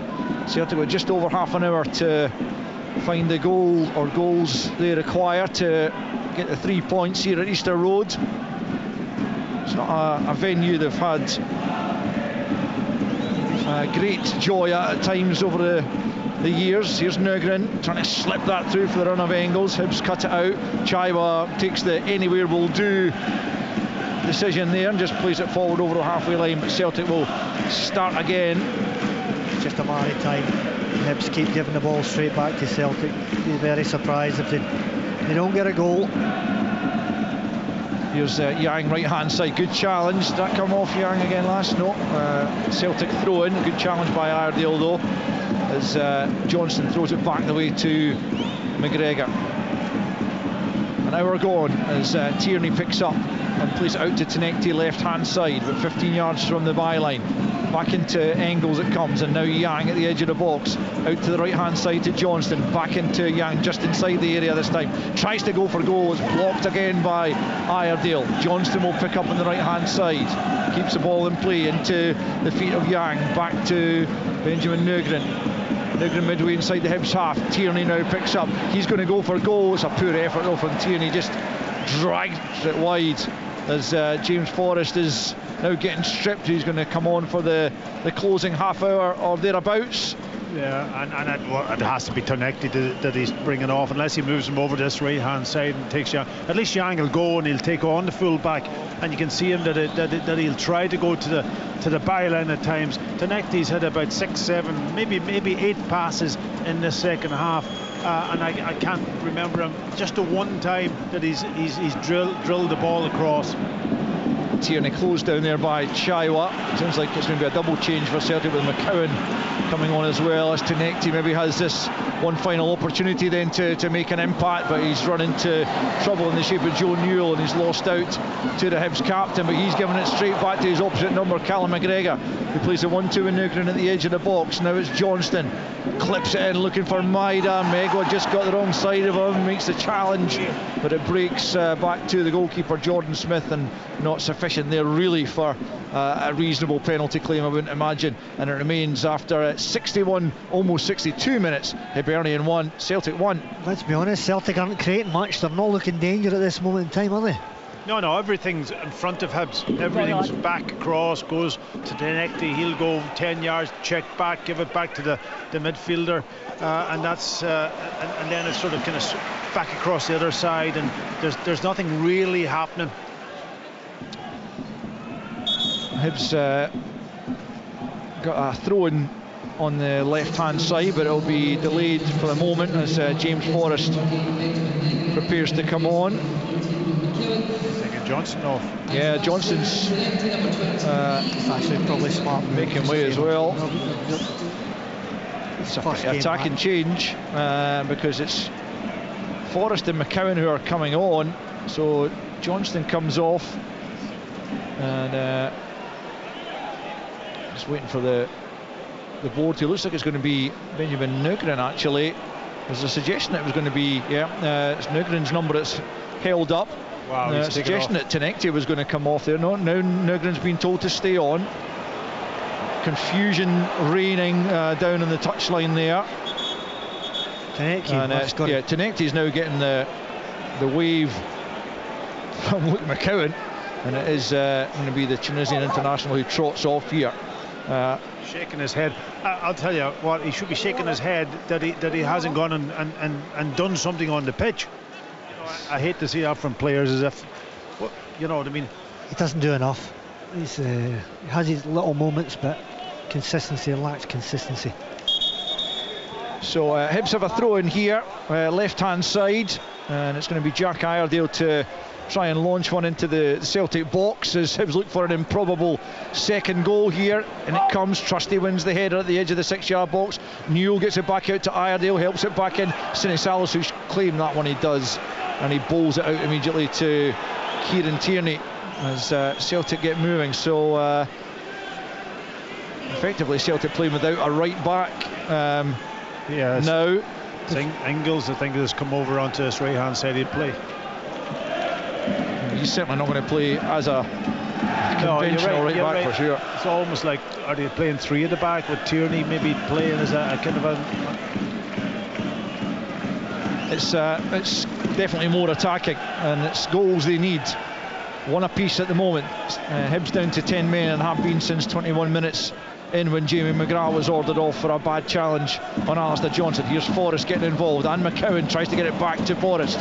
Instead it comes to Nygren, challenged well by Newell. Now Chaiwa's brushed to the ground there by Yang. No free kick though, as Tierney helps it to Maida inside the box. Cross goal it comes. Obita gets something on it, as does Iredale, and knocks it out of play on this near side for a Celtic throw-in. One apiece, 25 to play. Celtic will absolutely kick themselves if they are unable to get over the line in this game, having been the absolutely dominant side against 10 men for a chunk of it. But here's McCowan, blocked by Bashiri, comes back to Nygren, that's also blocked. Bashiri's been a bit of a rock, so to speak, at the middle of that, in the heart of that Hibernian defence. Nothing much has got beyond them. Here's Forrest trying to get away from Obita, comes off Obita and behind for a corner. Well, the one thing that Hibs can't be, the finger can't be pointed at them is they've tried really hard today. Everything they've done defensively to keep Celtic out. Lots of excellent defensive work, working hard to get back into their positions. Just when you win it, can they keep it? Short corner taken by Engels. It's picking back up here from McCowan though, but Hibs managed to get that clear, and I think that came off a Celtic player, but it's not going to get out of play anyway, as Tierney has to go across and mop up there. Gets it back to Sinisalo. 66 on the clock.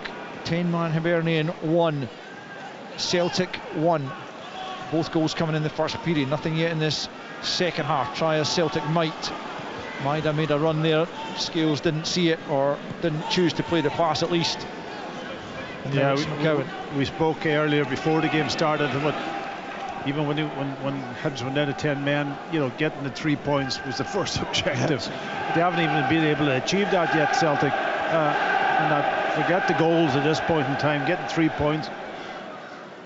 Yeah, goal difference can wait for another day perhaps, but yeah, absolutely getting the 3 points is the primary objective for this Celtic side. As Chaiwa tries to play it off McCowan, and McCowan not happy. He thought it came back off Chaiwa, and the referee's going to give him a ticking off there for his reaction.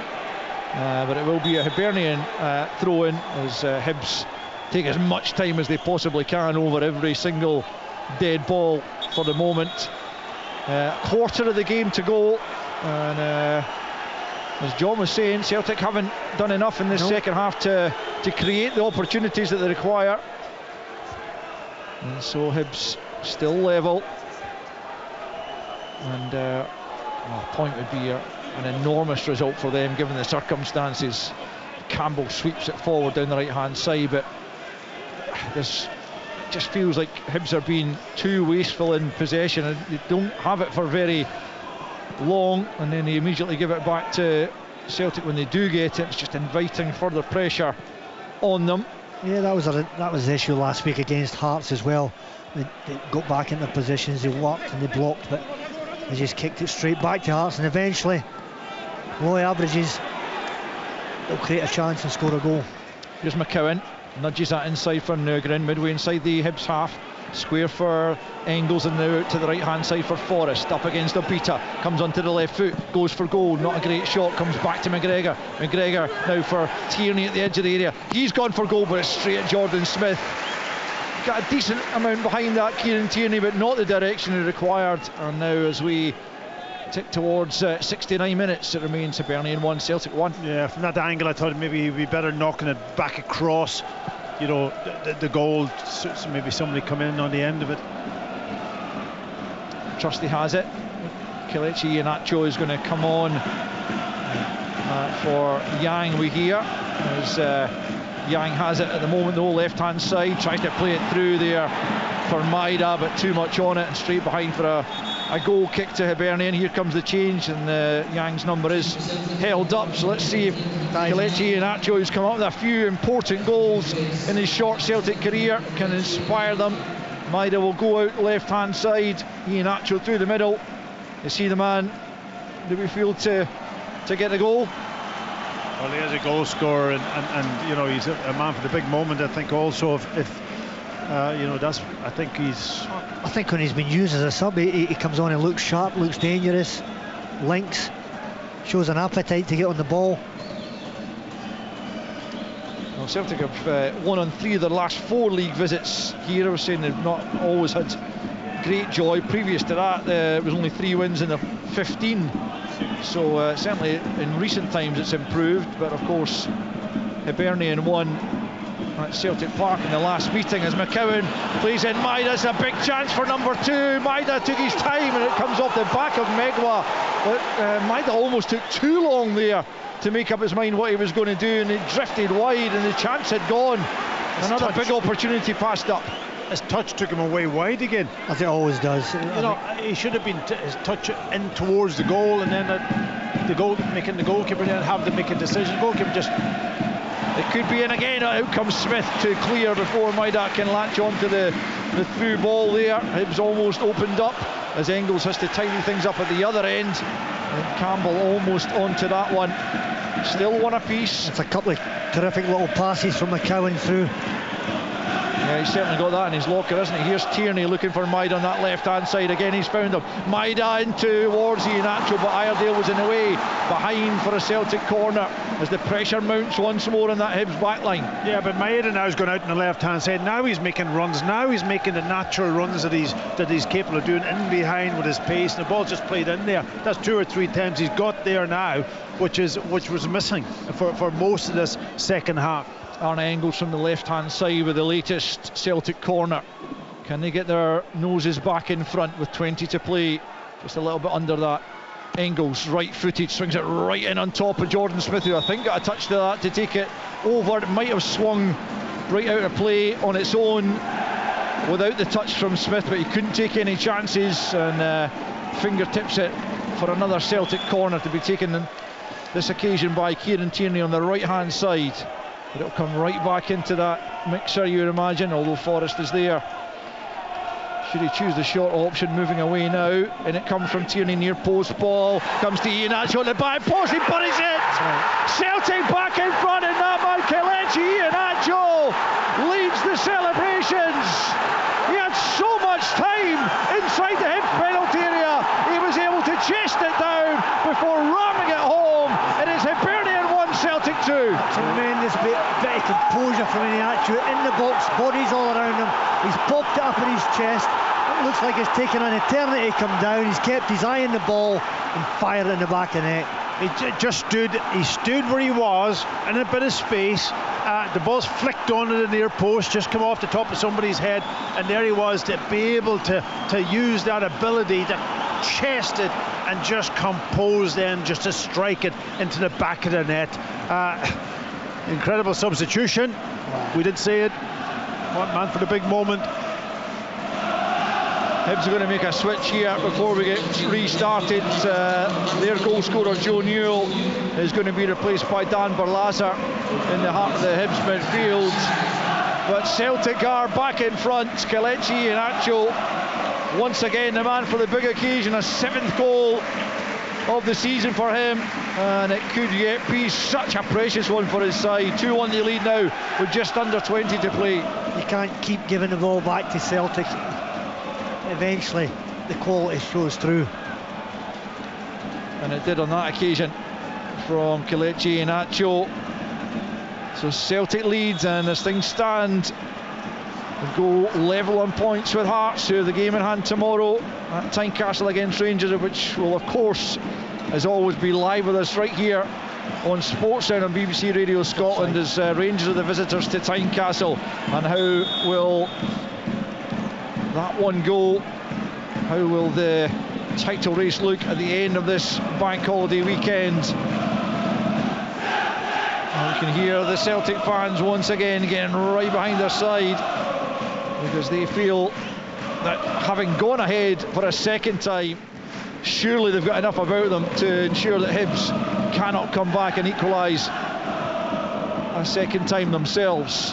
But you just never know. But in this season of all seasons, Hibs trying to come forward there through Iredale. He gets the ball back and is challenged by McGregor, but he's beyond him, and then he plays it infield to Elding, who was trying to link with Campbell but couldn't quite do so. Back to Sinisalo, who gets there just before Elding, and then played forward up to Iheanacho on the halfway line. Holds it up brilliantly and finds Nugren now, who tries to thread it through for Maida. No way through on that occasion as Megwa makes a challenge. Nugren just about gets the better there of Barlaza, then loses out to Bashiri, and Hibs pick up on the halfway line through Campbell. Obita trying to come forward in support. It's Campbell left hand side, he comes back the way instead to Iredale. Just over a quarter of an hour of the 90 left to play. 10-man Hibernian 1, Celtic 2, as Forrest knocks it out of play on this near side. Hibernian throw just inside the Celtic half.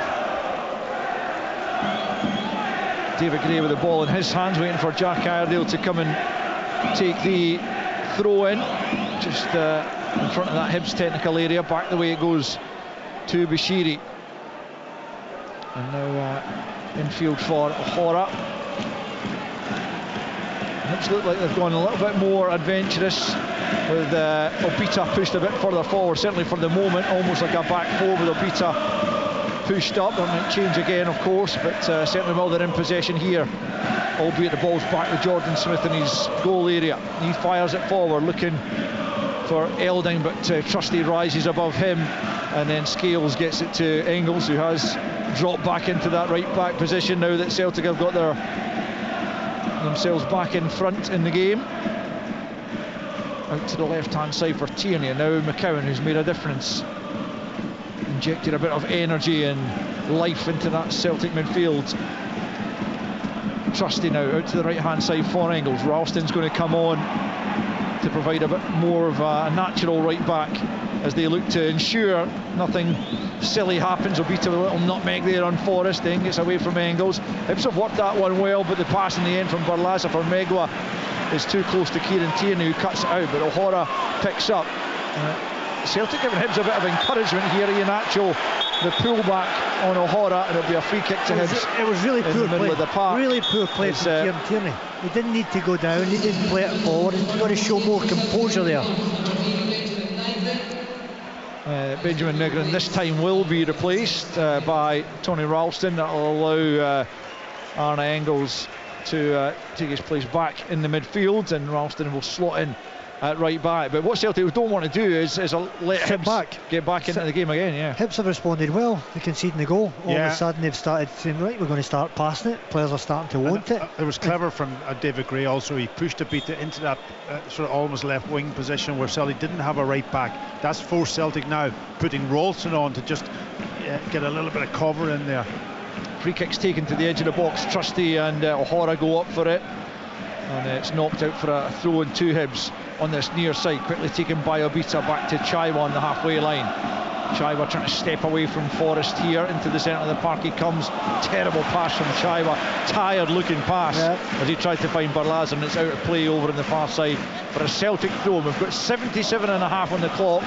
It is Hibernian 1, Celtic 2. Well, I know what Martin O'Neill will be wanting. He'll be wanting another goal to get his heart rate down.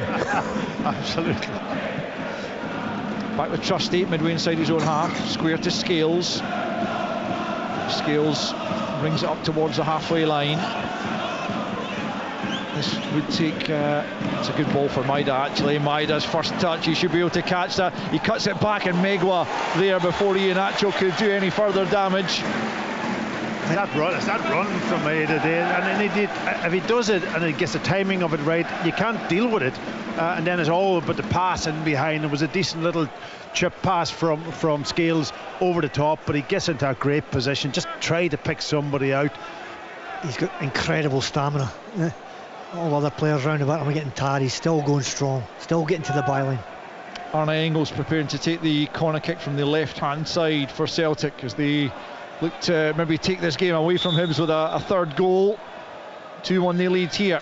Engels whips it in right again on top of Jordan Smith, who catches that one. And immediately Owen Elding's set off, and Smith will try and find him. Again, his distribution's not what it might be, and Ralston heads back over the halfway line. Up goes Megwa, beats Engels in the jump, then Maida's first to it again, plays it back the way over. Kieran Tierney, not an ideal ball. Tierney tries to help it back to his goalkeeper, which he manages to do, and Sinisalo clears out to the left-hand side. O'Hara's there, but only finds Scales at the edge of his own penalty area. We've got just over 10 minutes left in the 90 as David Gray waves back a couple more subs. He's going to make final changes here as he looks to get his side back into Engels, though, out to the left-hand side to Maida. Maida coming up towards the penalty area, swings it in, it's too much on it.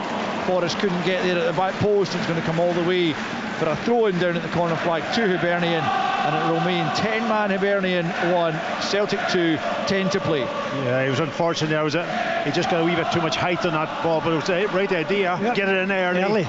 Players getting into the box. Owen Elding's gone down here, not maybe a bit of cramp. He's done a whole lot of running up there. Yeah, he's done an incredible amount of work for his team. Thankless task at the top of the pitch. Hibs certainly considering changes anyway. I think Antti Schuto's going to come on, and Dane Scarlett, so two front men coming on. Let's see, you would imagine it's going to be Owen Elding to make way. I wonder who else, but certainly attacking changes regardless of who else comes off. So Elding replaced by Scarlett, and on loan Spurs man coming on, yet to score for Hibernian. This would be a decent old day to do it. And Shuto has replaced Jack Iredale, so definitely going for it. David Gray's got to go. He's got to go for it. I mean, there's nothing to lose at this stage, is there? So it will be a throw into Hibernian to restart the game. Jordan Abita preparing to take this one from a very deep area. Just throws it back to his goalkeeper, who wasn't even paying attention, and then eventually he's alerted to the fact that the ball's coming his way. Nice nod down there by Shuto, and he gets it back from Scarlett. Can Hibs somehow get themselves level for a second time in the game? In the end, Shuto stumbles over his own feet and then fouls Maida, who'd come back to close him down, and a promising looking Hibs move ends in a free kick to Celtic deep in their own territory with almost 82 played at Easter Road. 2-1 the home side trail. The defeat here against Hearts was just a third at home all season, but heading for a fourth in pretty short order, unless they can do something bordering on the miraculous in the closing few minutes here. The ball's played forward. Shuto links with Scarlett. Scarlett on the edge of the box. He's going to take it on, and it's well off target from Dane Scarlett. As I say, he's not scored for him since he moved from Spurs on loan, and the build-up play was decent enough. The finish was well wide, and it remains Hibernian 1, Celtic 2. This is an edgy period for Celtic. Hibs forwards that have come on are looking fresh, looking hungry. Yeah, they've got that extra shaky player though, John. They've got to make the most of it. Hibs working hard, closing them down, I've got to say. Yeah, you can't fault the work ethic from Hibernian, the players they've got left out there, but David Gray, as I mentioned earlier, will be so frustrated at having lost a player so early in the game. To another sending off as McCowan feeds it into Iheanacho at the edge of the box. Iheanacho currently the match winner. Ralston back out to Forrest right hand side. Ralston once more, and back to McGregor infield. McGregor plays it square to Tierney, midway inside the Hibs half, forward to Iheanacho once more, just outside the box, tries to spin away from Bashiri. Now it's Ralston, well advanced here at the edge of the area, out to Forrest, steps away from Obita into Iheanacho inside the area, turns outside. Now it's Kieran Tierney, Maida on the left hand side, trying to find a bit of room here. Engels, oh, that may have been a handball as Chaiwa stepped in, but no real claims and nothing given certainly as Hibs get it clear, but Celtic pick up once more. They just want to be certainly keeping the ball and if possible creating a third goal for themselves to give them a cushion for the final few moments and take away any nerviness that might affect them. But Scales has got it through to Ralston. Right hand side is James Forrest. It's a good little bit of play from Celtic. They've taken the sting away from Hibs. Lots of possession, moving the ball nice and quick. Scales for Tierney, closed down by Chaiwa. Left hand side for Maida. Back with Tierney. Steps inside and finds Engels. Good play from Celtic. And now it's Ralston. Ralston up to the edge of the area.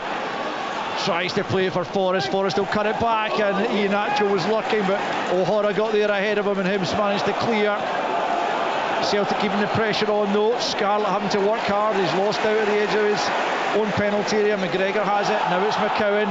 Back comes Campbell to win it though for Hibernian. And Hibs try and come forward. Scarlett for Shuto, but he couldn't latch onto it. And Scales will knock it back to Sinisalo inside his penalty area. Hibernian 1, Celtic 2. 3 minutes plus stoppage time left in the game. And Celtic look to be joining Hearts at the top of the table, unless there is a sting in the tail at the end of this period as there was in the first. But here comes Celtic.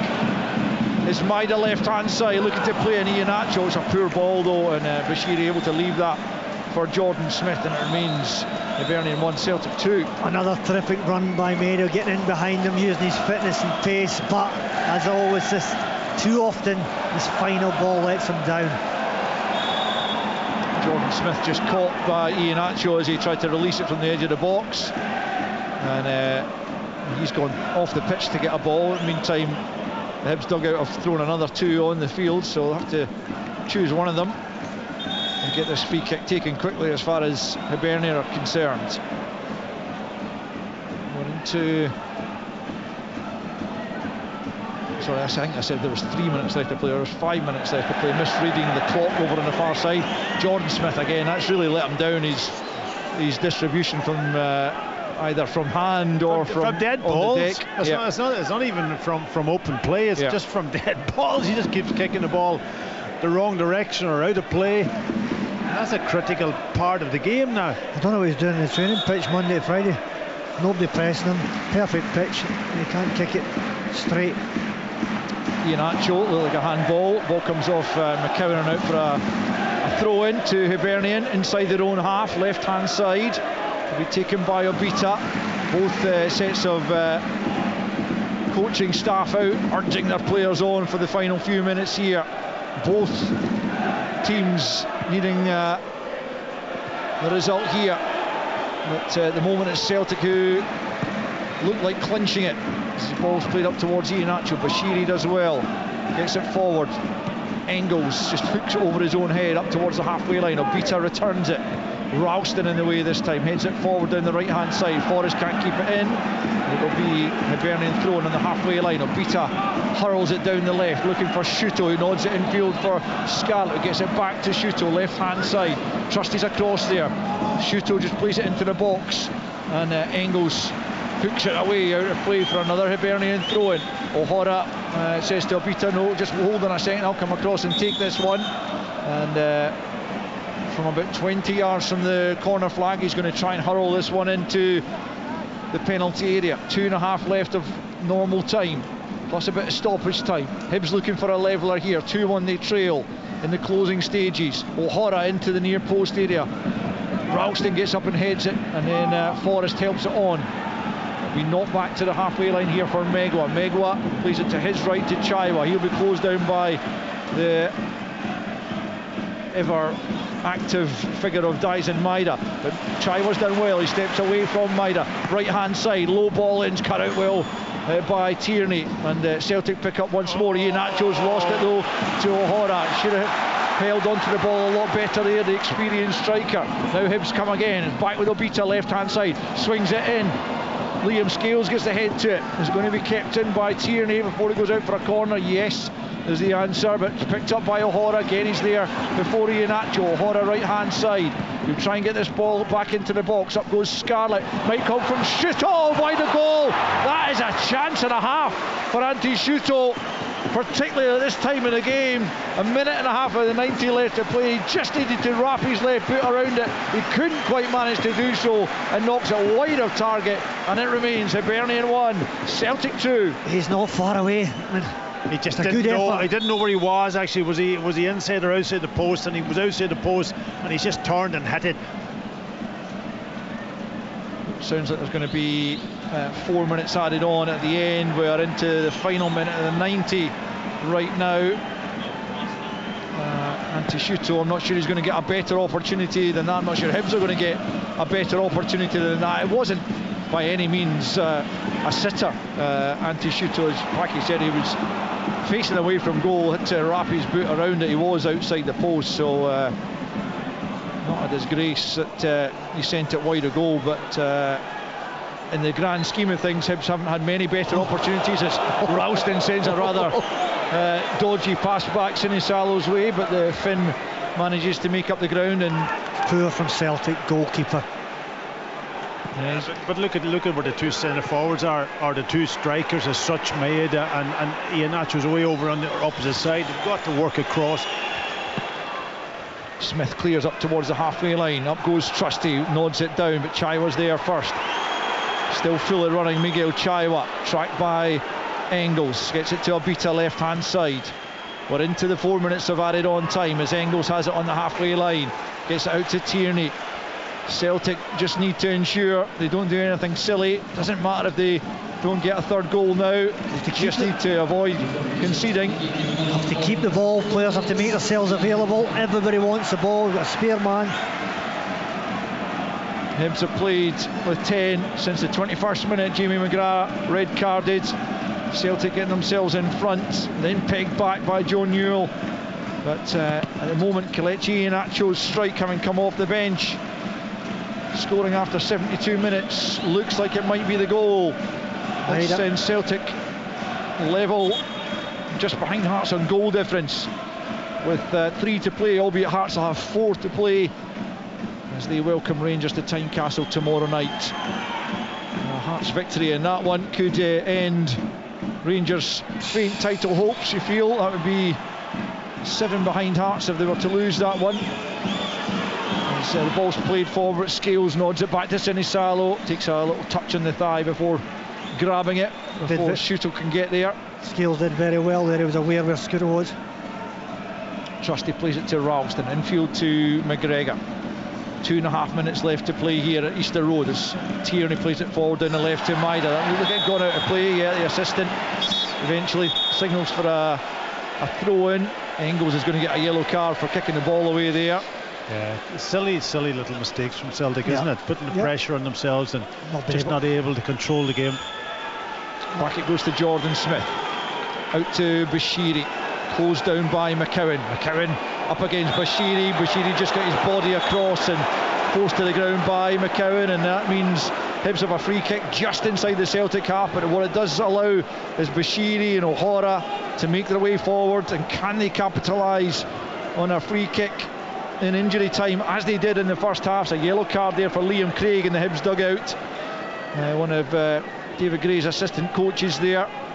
But it's going to be Dan Barlaza then to take this free kick on the halfway line. Could be pretty much the last opportunity here for Hibernian to snatch a point, and that's very much where it would be, snatching it. We've had so few opportunities. Barlaza sends it to the edge of the box. Up goes Scales. It's going to come all the way through to Josh Campbell.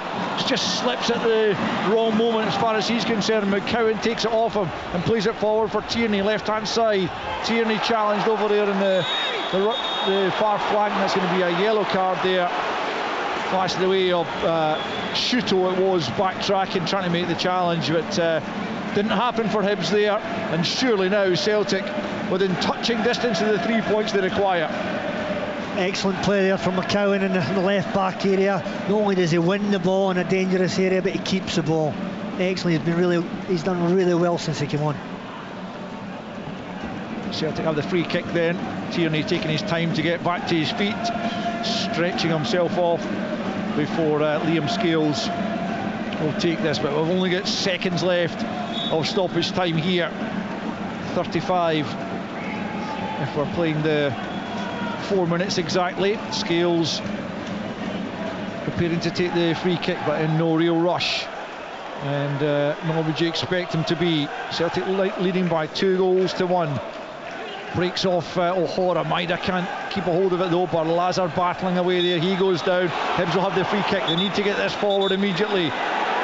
Poked away there by McCowan, who's also shown the yellow card. Hibs need to get this forward, and they need to do something straight away, or else they are heading for another defeat, or third on the trot for the first time since October of 2024. The Celtic fans, you can hear the whistles. They want the full time. Trusty wins the header brilliantly. Now it's Ian Atchell picking up onto Forrest. Forrest now just needed to hold on to the ball there, but instead he picks out McCowan, who's lost it to Chaiwa. We've gone beyond the 4 minutes added on.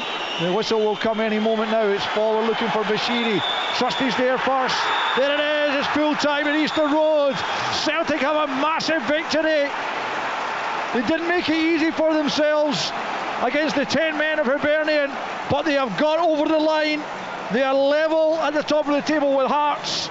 Behind them only on goal difference now.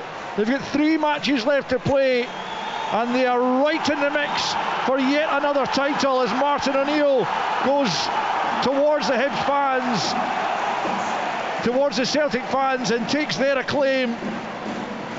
But it was Kelechi and Acho in the end coming off the bench to get the only goal of the second half, with Celtic making heavy weather of beating the 10 men. They got their noses in front just before half time, having finally cut through the Hibs back line when Johnston picked out Maida for a tap in from close range, only for Joe Newell to level things up in first half stoppage time with a slightly debatable goal. The suggestions that he handled it in the build up to that, but the goal was allowed to stand, and 10-man Hibs, who had been reduced to 10 after Jamie McGrath's early red card, were level at half-time. The second period, not too much created by Celtic until Ian Acho was picked out from a flick-on from a corner kick.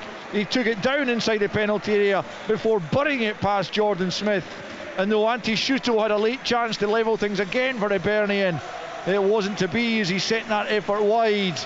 And so Hibs remain in 5th spot with Falkirk breathing down their necks now, still 6 below Motherwell. But Celtic have come to Easter Road and got the 3 points they so desperately wanted. And it is now over to Hearts and Rangers tomorrow night to see what they've got in this title race. For this afternoon in the capital, it finishes Hibernian 1, Celtic 2. Scottish